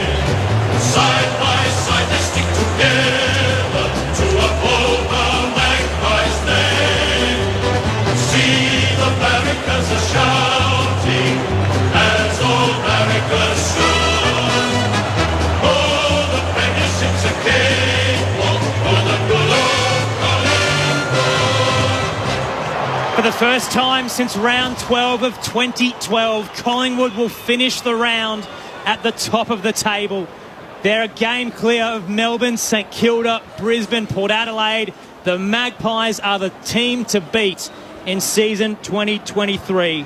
The goal scorers to conclude the contest: Myercheck with 3, singles to Johnson, Hoskin Elliott, Frampton, Noble and Josh Dacos. For the Crows, 2 to Jones and Pedlar, singles to Sloan, Walker and Rankin. They'll rue their missed opportunities. They had that one last roll of the dice. Rochelle did absolutely everything to run back into play, but just didn't have the power on his delivery towards the 50. And Darcy Moore, the best defender in the game, knew exactly where to position himself. Collingwood winners by a point. Will be with you through till 8 p.m. Eastern Standard Time, so feel free to get in touch on the text line 0437 774 774. We'll aim to get reaction from both rooms and the song shortly, but first, the thoughts from our experts, Rod Jamieson and Stephen Williams. Oh, an unbelievable win. All credit to Collingwood too. They were up against it, weren't they? They had the Nathan Murphy incident. He comes off. Ash Johnson too could have got a free. And then had a look at the frees here at the end of the game. 28 Adelaide, 18 to Collingwood. So it was just a game that right from the outset, albeit under pressure, Adelaide didn't execute, kept Collingwood in the game at that particular point. But the way that Collingwood have just stuck fat and kept going, and some of the players that really just dragged their team off the mat and to keep it into the game. Jordan Ngoe, I thought, just his ability to win the football in the middle was outstanding too. Tom Mitchell, great. And then you talk about Darcy Moore, Maynard, Quainer late. There were multiple highlights for Collingwood, but they just persevered. And in the end, it was 5 inside 50s to 15 in that last quarter. Adelaide 52 to 46. So I just think they probably tensed up a little bit, Adelaide, and didn't take the game on when they had to in that last quarter. But Collingwood just threw caution to the wind. And just belief, Jamo, isn't it? They just believe that no matter what situation they're in at three-quarter time. Adelaide kicked the first goal of the last quarter, and you think, well, that's probably going to be enough. But as you said, Jamo, the Crows should have put them to bed, and they didn't. And now they're paying for it. And as you mentioned, in the last quarter, 15 to 5 inside 50s, clearances 16 to 4 Collingwood's way, contested possession plus 9 to Collingwood. So, they played off a 5-day break. We all thought perhaps they might run out of juice, but they looked a bit sore and a bit ordinary early in the match. Maybe they were just running that soreness out from 5 days earlier, but as the match wore on, they got stronger and stronger, and that belief, as you mentioned, De Goey was fantastic. I thought Billy Frampton was, I thought he had a great game. Just his ability to compete, undersized ruckman, just kept having to go all the time. And guys that didn't do much for the game just stood up at the right time late. Darcy Moore was brilliant on Darcy Foggett. Braden Maynard was excellent as well, the way that he used that run and dash off the half-back line. But full credit, Collingwood. I thought you were gone, particularly early in that second quarter when Adelaide were just dominating the game. But not unlike the Giants match, when the Crows should have put the Giants to bed, you give somebody an opportunity, and if they're good enough, they'll go through the door, and Collingwood certainly are good enough. Well done, Magpies. Hitouts don't always win you the game, but hitouts to advantage 9, Frampton, O'Brien 9 in the end. But what about the clearance work? They got their hands on the footy first. De Goey 10, Josh Dacos 7, Tom Mitchell 7, Taylor Adams 6, and then the first of Adelaide is Jordan Dawson with 5, and then it goes Nick Dacos 2. They just incredible around the stoppages. First possession, De Goey, Dacos, Adams, Mitchell. It's an area where Adelaide have to improve in that area, and a team tonight like Collingwood just took it to them in that area to win, and away they went. On the text line, Stuart says, what a great win for Collingwood. With so many players missing, and including the Kruger injury, it might be our year. Brendan from Hobart says, hi team, how good is Darcy Moore as a defender and now as a captain? Incredible leadership in the dying stages there. Another listener says, Houdini strikes again, go the Pies. It's astonishing, Jamo. I can't believe how they keep getting away with it. It's this incredible belief from Craig McRae. I mean, they've now won by 14 points or less, 14 of their last 22, and they've had 11 games since the start of last year where they've won by less than 10 points. Well, I think you can talk to Stephen about this too. Like when you're challenged, I think for those that have listened to the ABC for a while, we talk about 2017. I came to almost every game in 2007 going, Adelaide will win. You just come with that mindset, and if you get challenged, you change the way and you manipulate your way through the game. I mean, your time at Port Adelaide, you just knew that when you were challenged, you just had, and it's time. So I think you can understand the experience and the players and the quality, but there is a percentage of it where it just happens, it just gels, and I think Collingwood, right at the moment, have absolutely got that under Craig McRae. And they've got fantastic leaders that lead the way, and the young blokes come along. We talked about Ginnivan hadn't done much, but he had some really important touches in the last quarter. Ash Johnson the same, hadn't done much all day, had some important touches. Bobby Hill the same. So you've got those experienced blokes driving you. You've got Darcy Moore back there when Adelaide were able to get the ball free and get it into their forward 50. He was just a roadblock. You know, Darcy Fogarty is a terrific young player and has had a wonderful season, but you know, Darcy Moore certainly blanketed him today. They knew how important a player he is to Adelaide, and those Adelaide forwards looked like they might take it out of Collingwood's hands early, but they just couldn't convert when they had the opportunities. And what a great win for Collingwood. It's just a team that believes they're never down and out, and it certainly works the other way too. The opposition just start to think, oh, gee, they're coming at us, and they come at them. Rain starting to tumble at the Adelaide Oval, just to add to the miserable night for the Crows fans in attendance. Just supporters all wet. You lost, you're wet, go home. Collingwood have spoilt the party. I mean, there's 43,942 here tonight, but there's a truckload of Collingwood supporters. Magpies have made their way around the venue to celebrate with their fans, and now down the race they head towards the rooms. Let's check in with Liz Walsh and see how they're feeling. Guys, can you even hear me in here? The screaming, the cheering, the high-fiving. It is so noisy down in here, just celebrating such a remarkable win. They've got all their arms up. Darcy Moore, to be honest, just looks super relieved, but giving everyone big hugs, whooping, getting together. It's amazing being in rooms after 1-point wins. They're all just coming together now to sing their song. Here we go.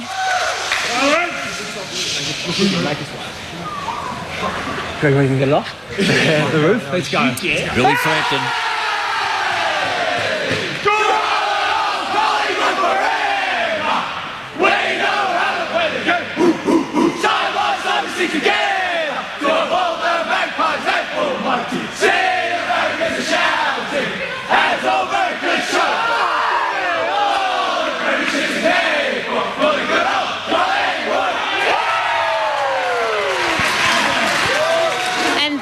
An extremely happy and noisy Collingwood rooms, and we'll be back soon. We're hoping to talk to Steele Sidebottom. An absolute party downstairs in the Collingwood rooms, and why not? They've gotten away with another thrilling victory, 1 point in the end over the Adelaide Crows.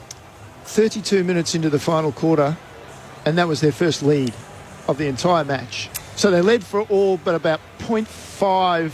That's when you want to be in front, Crossy. Absolutely. That's all that matters. All the rest is overrated. Like a game of basketball, you just play it for 2 minutes. On the text line, Tony says that win reinforces how important self-belief is. Go Pies. And Stan says, so happy, the Pies of old, thank goodness. Don't stop, don't give up. And that is the mantra of this Collingwood Footy Club, that they're not only a lead under pressure, but they just fight and fight regardless of the margin, and you can never write them off. The reward is 3 matches at the MCG in the next 3. They do have a nice little run coming up. I did have a look at that, and with 16 games remaining, they either play at the MCG or Marvel. Otherwise, they got 3 games interstate where they play West Coast in round 12. They go to the Gold Coast round 16, and they come back to Adelaide Oval for Port Adelaide in round 19. Other than that, they're at their home deck or at Marvel. And they had the audacity to say that Port and Crows getting an extra home game at the gather round. Like, please. Oh, gee.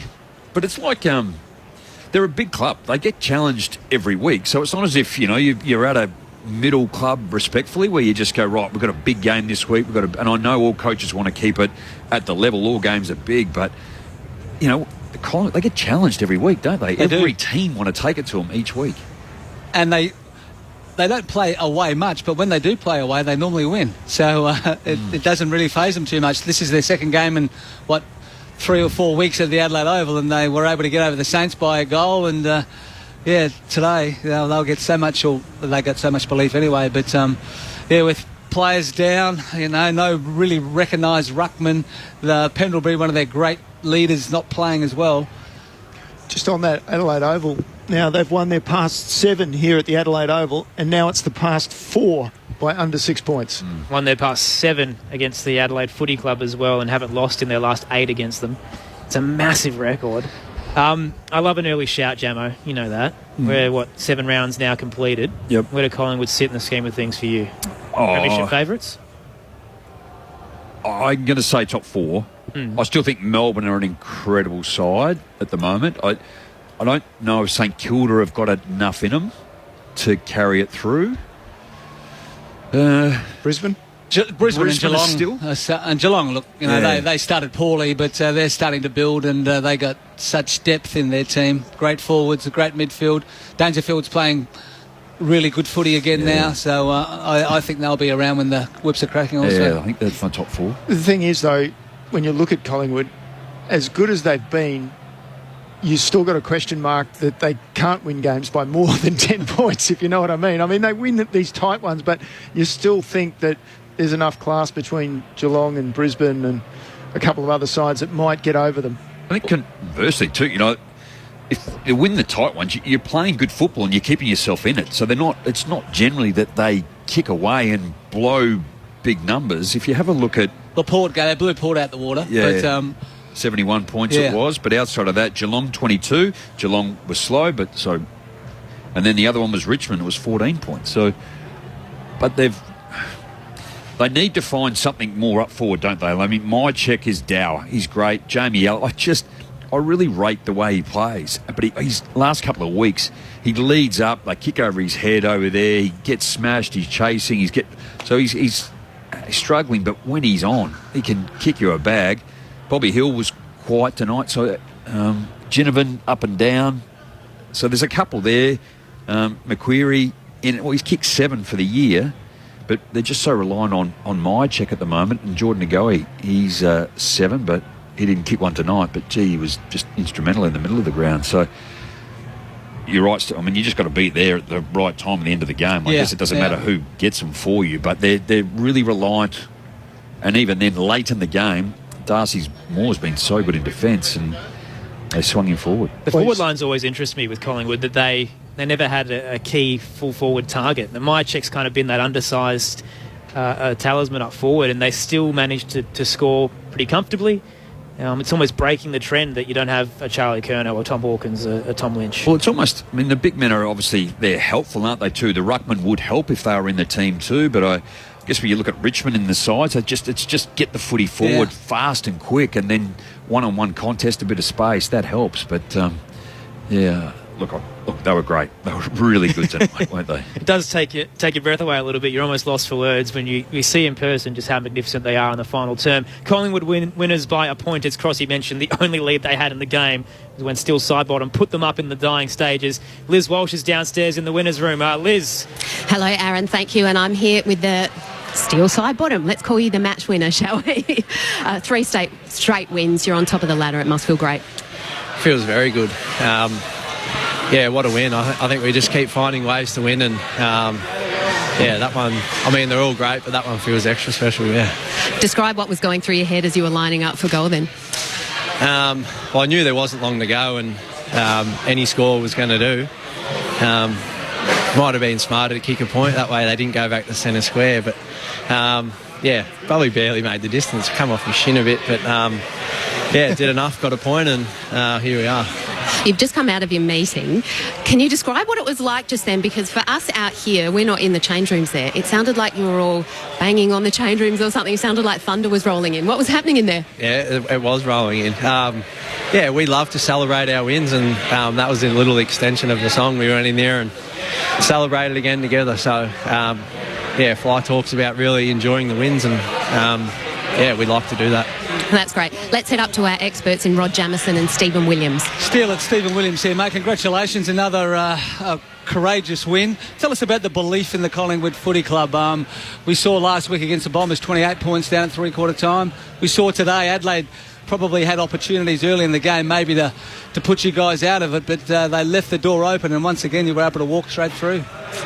Yeah, well, I guess no matter the situation we find ourselves in, we still believe that we can win games of footy, and I think we've been in the position enough times now to really believe that it can happen. And although we don't like to be down on the scoreboard, we talk about playing to the end, and I guess we've shown that again tonight that no matter sort of what the scoreboard is, we'll play to the final minute, to final second, which we have again. And the usual suspects were fantastic again. Dacos boys, Mitchell, DeGoey, yourself. But I thought Billy Frampton, he's probably your third or fourth choice ruckman, but I thought his ability to compete in the middle of the ground was instrumental in you guys dominating the clearances, and probably the reason why you won the game. Yeah, I think we got Bill across as a defender, and we've had guys that have gone out of the team, but the one thing that sort of stands out with Bill is his ability to just compete. He's got that little bit of mongrel in him, I suppose, that he goes out there, and no matter who's in his way, he'll try and get him out of the way. And he talked about our mids. I thought they were class tonight. Probably challenged early, but really got back to it after quarter time, and we're a big driver of us getting the result. Still, Rod Jamieson too, congrats. And it wasn't always your way either too. I mean, Nathan Kruger goes down. I thought Nathan Murphy, again, late in the game, Ash Johnson missed out. So there was a couple of opportunities that didn't really go your way, and not to add fuel to it, was 28 frees to 18 in the end as well. I know you can't comment on it, but that just adds to the win. Yeah, it does. And, Krugs hasn't been able to, string too many games of footy together at the moment, so it's disappointing for him. But, I can't even really remember what you said there. But, I'm just really proud of the boys' efforts, and, the challenges will just keep coming. And in advance too, you're 4 games away from your 300. So from myself personally, and I'm sure many other players and past players and people that follow Collingwood too, wish you all the best when you get to 300. You've got 4 big games ahead of you. Yeah, I do. It sounds like it's a lot, and for me it's gone very fast. I'm very fortunate to be in the position I am, and playing the game I love as a job. I make sure I never take it for granted, and to be able to do it, hopefully I'll get there to the 300 will be something that I'll be very proud of. Still one more before we have to let you go. A premiership player in 2010. How do you reflect on the way this side is performing? Do you feel like this is the best Collingwood team that you've played in? Potentially. I guess for me, I look at it a different way now. I was a very young kid in 2010 and was looking up to a lot of guys and sort of trying to find my way. And now I feel like I'm on the other side of it. I'm, that older head trying to guide guys and show them the best way through it. So my role's changed a lot over the last, 13 years. So, hopefully I'll be able to maybe before I'm done taste it one more time. Great to have you, Steele. Thank you for your time and congratulations. 1 point winners, Collingwood, still side bottom with 24 disposals, but most importantly, his last one was a behind that gifted Collingwood the win. And a very impressive performance as well, considering he battled the flu, a pretty aggressive flu as well through the week, to the point where he flew in late without his teammates and still managed to rack up plenty of the footy. I mean, all clubs manage their players now too. I mean, Adelaide, Rory Laird right to the death in terms of whether he was going to play with a calf, and in the end, he still had a reasonable game, 29. But, look, they just manage and take care of their players. What I do love about his commentary there, he was young at the time, and I think we all, when we look back on our time there, you just look and do things differently when you play. You do take it a bit for granted. You turn up, you enjoy it, you play hard, you probably party hard, and then all of a sudden when it gets to this stage and he's just sneaking up 300, it's a monumental achievement to be able to get there now and to be able to impart his knowledge and his experience onto the young team coming through. On the text line, Darren from Northcote says, lay off Myercheck, he's a mainstay of the Pies. Brendan from Hobart says, as a Pies supporter, the only team I'm worried about is the Cats. And another listener says, all Melbourne teams play about 6 interstate away games, so don't tell me Collingwood doesn't travel enough, it's rubbish. I mean, talk to West Coast and then we'll see how you feel, or Fremantle, because they rack up the miles. Any other interstate club, really. At least the Adelaide flight's 90 minutes. But, yeah, for the West Australian clubs, they really battle. The flip side of things, Jamo and Steve, so Collingwood winners by a point for the Crows. It'd be deflating and heartbreaking that they couldn't quite get there. Obviously very inaccurate and should have put the game to bed. But you take a lot of positives out of it as well. Collingwood are at the top of the table now. They're 4-3. feels like their season's definitely still alive and they're competing against the best. Oh, look, I saw something the other day on social media, and I think it was through a basketball. In this competition, you fail on the day, but you're learning, and that's what this competition does to you at the elite level, whether it's football, cricket, soccer, or whatever the case may be. But so the coaches will look critically at it and be brutal at it.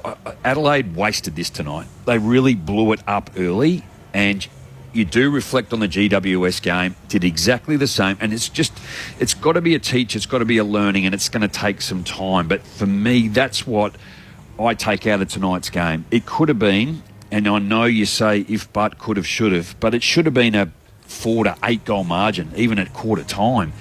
And then that makes it enormously challenging. What's to say what follows that again? Collingwood are a quality side. They're never going to lay down. 6 to 8 goal margin in this game. It's not a winning margin either too, but it just changed the mindset of the team that's in front, but also, again, potentially the one that's behind. They're just going, we've just been smashed, and here we go. And we saw Adelaide against Carlton here a couple of weeks ago. So that's what the learning for me for Adelaide is. There's still a couple of things that they overcome and they need to achieve. And at the moment, yes, they got challenged by a good team. And they'll look at it critically in the last quarter. Did we try and save the game? Could we execute it better? Did we take the right option? I just feel Adelaide went to the same spot over and over again. And Collingwood played Adelaide how they wanted them to play, or how they wanted Adelaide to enter that 50. They had to change the way they did it to create some space. Rankin, give Murphy some space, give Rochelle some space. And you look at a couple of different options there. I feel that they should have given it, and they didn't. And they put themselves under pressure and missed easy goals in the early part of the game. So there's a lot to improve from Adelaide. There is, but I think if Matthew Nicks sits down and they go through that first quarter again, they just absolutely dominated the game. That was the Carlton first quarter, but it wasn't the conversion.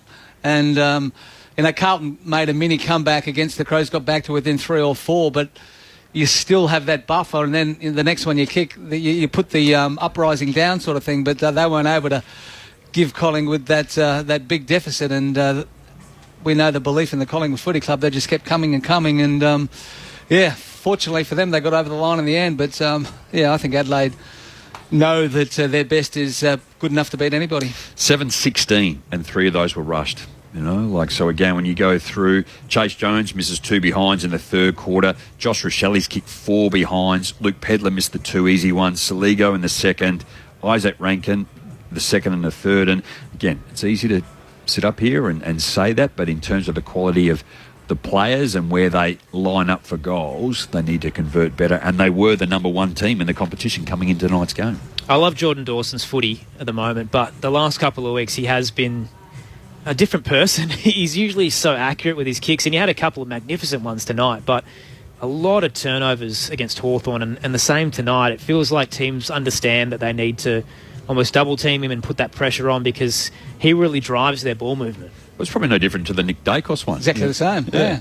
They know how good he is, how dangerous he is when he's got time and space, and that left foot can pierce through any defence, but you have to put pressure on. The same with Nick Dacos. We saw him do some uncharacteristic things. We saw Josh Dacos miss 2 opportunities to put Collingwood in front, and he kicks the ball out of bounds on the full, and he's such a wonderful kick of the footy. So pressure, doesn't matter who you are, if there's enough pressure, you'll make mistakes. And that's where Nathan Murphy, Darcy Moore still side bottom. You watch them where they set up behind the footy. They give you the space, because if you can't hit that footy hard, low and fast, it just sits up a little bit high, and they can sprint and get you there, and that's where they do it so well. If you are good enough to hit it, you hit it, and you'll get over the back, no worries. And Adelaide did that in the first quarter, didn't they? And cut them apart. Yep. How many times did we see loose Crows players over the back and had the goal to their mercy, but they just couldn't make Collingwood pay? They've got the Cats next weekend at Cardinia Park, who are on a roll at the moment. It's a real testing month for the Crows. They've had this really good start. It feels like they're pushing towards a finals contender. Geelong to come next Saturday, St Kilda after that, the Western Bulldogs, and then the Brisbane Lions. It's a brutal month of footy. And then Gold Coast away, and it is. And we always, a couple of weeks ago when we started to talk about after they beat Port and Freo, and then come into the Carlton game, we said, well, where's Adelaide at? And we said, well, let's get to round 11, round 12, and we'll have a better indication. I still think that's the case. Yeah, I think so too, Gemma. I love this from Rudley on the text line, 0437 774 774. He says, gripping call by the ABC, outstanding finish. In that last quarter, the ball was hotter than the inside of a Chico roll. I love the Chico roll too. Which can get hot, particularly when they've been sitting in that. But it's the last one there, and they're just hot and hard. I love a Chico roll. Magnificent there. Also, I guess the storyline's added tonight. So no injuries for the Crows, and Rory Laird makes it through with 29 touches. The Kruger injury doesn't sound great, off to the hospital, and it will leave Collingwood a little bit exposed in the coming weeks. Obviously, a fair few of their tools are out, and Billy Frampton was basically one out after that injury. Now, they're hoping Mason Cox will be back soon. Darcy Cameron's still a good couple of weeks away. Daniel McStay's out long-term as well. 9 weeks. It doesn't leave them with a lot of options. Darcy Cameron's got 6 weeks. Mm. Yeah, so they've still got... And Jeremy Howe, like, in terms of where he's at with his arm, and there's no set and time they're on winning. him. They're winning without them. Yeah. Just goes to show, doesn't it, that you can use injuries as an excuse, or you can use it as an opportunity to say, well, let's try some guys and see how we go. And, yeah, they've been great. Collingwood winners by a point. We're with you for the next 16 minutes on Grandstand AFL. We'll get the votes in a moment. But let's head into the losers' rooms tonight. The Adelaide Footy Club, who were very impressive for the majority of the night, but just couldn't get over the line. Liz Walsh is downstairs. Thanks, Aaron. That's right. I'm here in the Crows' rooms, and Riley O'Brien has been good enough to join us. Riley, a heartbreaking loss. How do you package that one up? Yeah, really disappointing. Probably the most disappointing loss on a gut feel I've been involved in. We sort of had the game, and we just let it slip. A few crucial contests late, and didn't take our opportunities throughout the game, and then didn't win the crucial contest late in the game and let them back in it. Is it too simple to say you just needed to convert better in front of goal? Yeah, I think our polish forward of centre in general, and then our conversion, especially when we had the run of play in the first 3 quarters, just left Collingwood in the game. And you know what they're going to do in the last quarter. They come hard, and they're a great team, and yeah, that was really disappointing. And then last quarter we just didn't get it done. Super disappointing. Has Matthew Nix had a chance to have a word to the group? What's his message?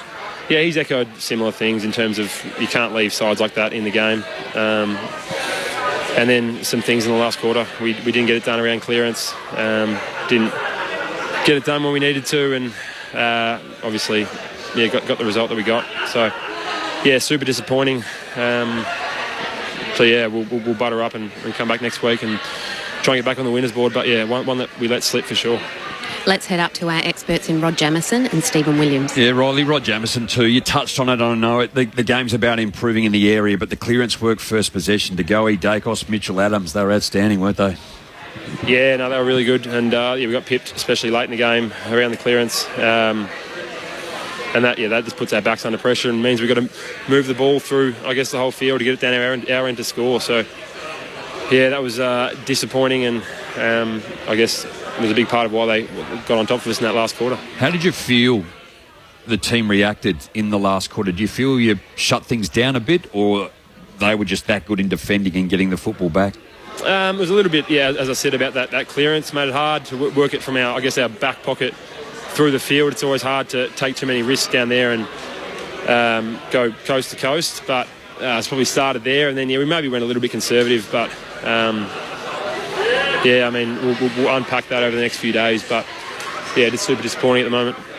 Riley, is it in the back of your mind that Collingwood are going to come at us? We saw them against Essendon on Anzac Day, come back from 28 points down. We know the opportunities you had to probably put them out of the contest early in the match. You just dominated the game. And do you think it's in the subconscious that, well, we had their chances and now they're within striking distance. They come home with a wet sail and, they were just able to do the job at the end of the day? Oh, I mean, they're going to come because they do it week in, week out, and they're a great team. But in saying that, we're ready for that. We knew they were going to come. We just kept playing our way. But at the end of the day, I think it was, as I said, those crucial contests, clearance, we just didn't get done at the coalface, and that makes it hard to close out the game. So, we obviously didn't convert early in the game, but still, in that last quarter, we had our chances to win contests, and we just didn't do it. So, it's definitely very, very deflating. And some of your younger players, although it's a loss and everyone's disappointed, there was still some, Saligo I thought was terrific. Chase Jones had 4 scores in a row in that third quarter to put you, kicked a couple of nice goals towards the first one, the last quarter, and the last one of the third quarter. So although it was a loss, some of the young guys certainly stood up and showed that they can mix it with the heavyweights. Yeah, I mean, certainly not all doom and gloom against the top team and the informed team of the comp. I thought we outplayed them for most of the night, and we just obviously didn't get it done in the end. So, yeah, guys like, as you said, Chase Jones was unbelievable, kicking a couple of goals. Jake Saligo. I mean, a lot of the young guys are playing great footy week in, week out, and they've been awesome. So it's just, I mean, there's positives to take out of it. It's hard to sort of see them at the moment because overwhelming disappointment. But, I'm sure we'll see that over the next few days and then try and build on that going into next week. Riley, Aaron Bryant's here. You're 4-3. Where do you see yourselves in the state of the season? You've had some ripping wins. You've matched it with the best in the competition, and you're inside the top 8 at the end of the round. Yeah, I mean, we've been playing some pretty good footy. I mean, we're 1 point away from winning 5 in a row. So we're certainly playing good footy. We're confident that our brand's holding up against the best. But, yeah, I mean, in the context of our season, that's a pretty disappointing loss because, I mean, 5-2, 4-3, with a tough few weeks coming up, it's a big difference. And, I mean, the first couple of weeks of the season, we didn't play the way we wanted and we've adjusted a few things and really got our brand going. But, disappointed to lose, but we'll butter up and we'll get back on board and get a few more wins. But we're feeling really confident with the way we're playing and really confident we'll be able to stay in that top 8. Riley, thanks for your time and congratulations on a really good performance up until the end, and best of luck next week. Appreciate it, guys. Riley O'Brien in the Crows rooms. They lost by a point in the end after leading for the majority of the contest. 8-11-59, Collingwood, Adelaide 7-16-58. Aaron Bryans, Neil Cross, Rod Jamison, Stephen Williams with you. Good talker, Riley O'Brien. Really smart guy, actually, too. One of the senior leaders. Yeah, and loves to carry the workload. Probably needs a bit of a chop out. You see him around the ground. He can clunk him when he wants to, and he gets his hand on him a lot of the time. You go, oh, man, really? But he finds he gets into the right position. Got his hand on it. I thought Billy Frampton, I watched the Anzac Day game, and I thought Billy didn't even compete in the middle of the ground. He just sat back and just sort of allowed Essendon to take control airily, and then they cleaned up. But I thought the way that Billy, right from the outset, he was into Riley O'Brien, up in the contest too, and then the follow-up as well. So almost another midfielder the way he moved. So the end of round 7, Collingwood is at the top of the table on 24 points, a game clear of the other contenders. Melbourne in second, St Kilda third, Brisbane fourth, put Adelaide fifth now in the conversation, which almost seems like a surprise, but they're in a good run of form after the win over St Kilda. Carlton in sixth, thanks to the draw with Richmond, and then Geelong and Adelaide in 7 and 8 on percentage, just ahead of the Bombers and the Bulldogs. Sydney, the Giants and the Suns after that, and the bottom 5 is Fremantle North, Richmond, Hawthorn and West Coast. Are you 3-2-1, gents, in the ABC Footballer of the Year? Who you got, Gemmo? All right, I'm going to go all Collingwood tonight too. I mean, there is apologies maybe for Jordan Dawson, Jake Saligo, Rory Laird, but I'm going to go one vote for the much maligned, and we sort of gave it to him a little bit, but Brodie Myercheck. I just thought, again, he hung in there, he was the target, and he ended up with 3 goals tonight when he was really the only option that they were going to. 2 votes, the skipper, Darcy Moore, just his ability to swing back, get his fist to it, intercept marking too, when he had to. We're so heavily reliant upon him. But for me, I thought Jordan De Goey's game was exceptional. And he really got them off the mat. He had 24 disposals in the end at 63%, but 15 contested, 11 ground ball gets, 10 clearances, 4 inside 50. Maybe the only knock on, he gave away 6 frees. But, I just think he has been maligned, and it's probably self-imposed too, years gone by. And he just got a bit of a smarten up, didn't he, at the end of last year? And the way he played tonight, I thought he was tremendous with the rest of the midfield. Couple of quick texts to run through. One listener says, I can't believe we got Tom Mitchell. He's exactly what we needed. Inside bull, happy days. Darren from Northcote says, pretty good effort by Collingwood to adapt, especially in the ruck and without Pendlebury. It was a classic case of Adelaide leaving the door open. Yep. And also Merv is wondering where Paddy Parnell is. Is there a spot for him in the Crows lineup? So he has returned from his concussion in the Sandful. And he had a pretty good game today against South Adelaide, 27 touches. Sam Berry was the same. He had 27, 9 tackles, 7 clearances. And, talking about Collingwood, Tyler Brown, he had 28, 8 tackles, 9 clearances today. So he did okay. And Ned McHenry had 22 and kicked 3 goals. So a couple of the players playing in the SNFL did well. They had a big win against South Adelaide. Always good to have some pressure from below. That concludes round 7. So Collingwood winners by a point. Up next, it's round 8. Big blockbuster game on Friday night. Carlton and Brisbane at the Docklands. Saturday we'll have 5 games, starting with Richmond and the West Coast Eagles. The Tigers would desperately need a win, but so would the Eagles. So a pretty big game there from some of the bottom 4 sides. Geelong and Adelaide shapes up as a massive one at Cardinia. Real test for the Crows as Geelong continue to resurge. The Suns and the D's then at Metricon. And then the Giants and the Dogs as part of the 2 games on Saturday night. Fremantle and Hawthorn, the other option there. So I think, again, the AFL's missed a trick there with the 2 Saturday night games like they did this week, that they both could be pretty ugly ones. Sunday, we've got 3 games. Port Adelaide and Essendon to kick things off here at the Adelaide Oval. Collingwood and Sydney at the MCG, the middle game, and North Melbourne and St Kilda to conclude the round. Let's start with Collingwood-Brisbane there, Jamo. How do you think that plays out on Friday night? Carlton. You said Collingwood. Yeah. Did I say Collingwood? Yeah. Carlton and Brisbane. They were good the other night. West Coast are just limping up. We got 14, 16 players out of the team and big names. So probably not sold on it yet, but big game, always. I think when you Collingwood, Carlton, probably to a less degree, Richmond at the moment, and Essendon. The way they started today, I thought they were going to get wiped off the park, but they hung in there. Yeah, I see the Lions. I think the Lions are too strong for Carlton for me. I think the Lions are a pretty complete team, and I think they'll get the job done against the Blues. Michael Voss in charge of the Blues, of course. So nice little storyline there. The Geelong and Adelaide game. Is this a real worrying sign for the Crows now? I mean, they took it up to Collingwood for most of the night, and they wouldn't want to be blown away at the fortress that the Cats have. I think, again, I think there's a chance, but they're always so hard, aren't they, Geelong? What is the record down there for Adelaide? Because I think it's something ridiculous down there. Yeah. Well, it's ridiculous for everybody. It's not just Adelaide. Who goes down to Geelong and wins that often? Yeah. It's, but I think Adelaide will do all right. Adelaide play the style of footy that stacks up. So I don't think they'll win, but I don't think they'll get blown away. What do you got? What are we, 13, 14 in a row? 3 wins, 19 losses, but I was just counting how many losses in a row and I've lost my train of thought.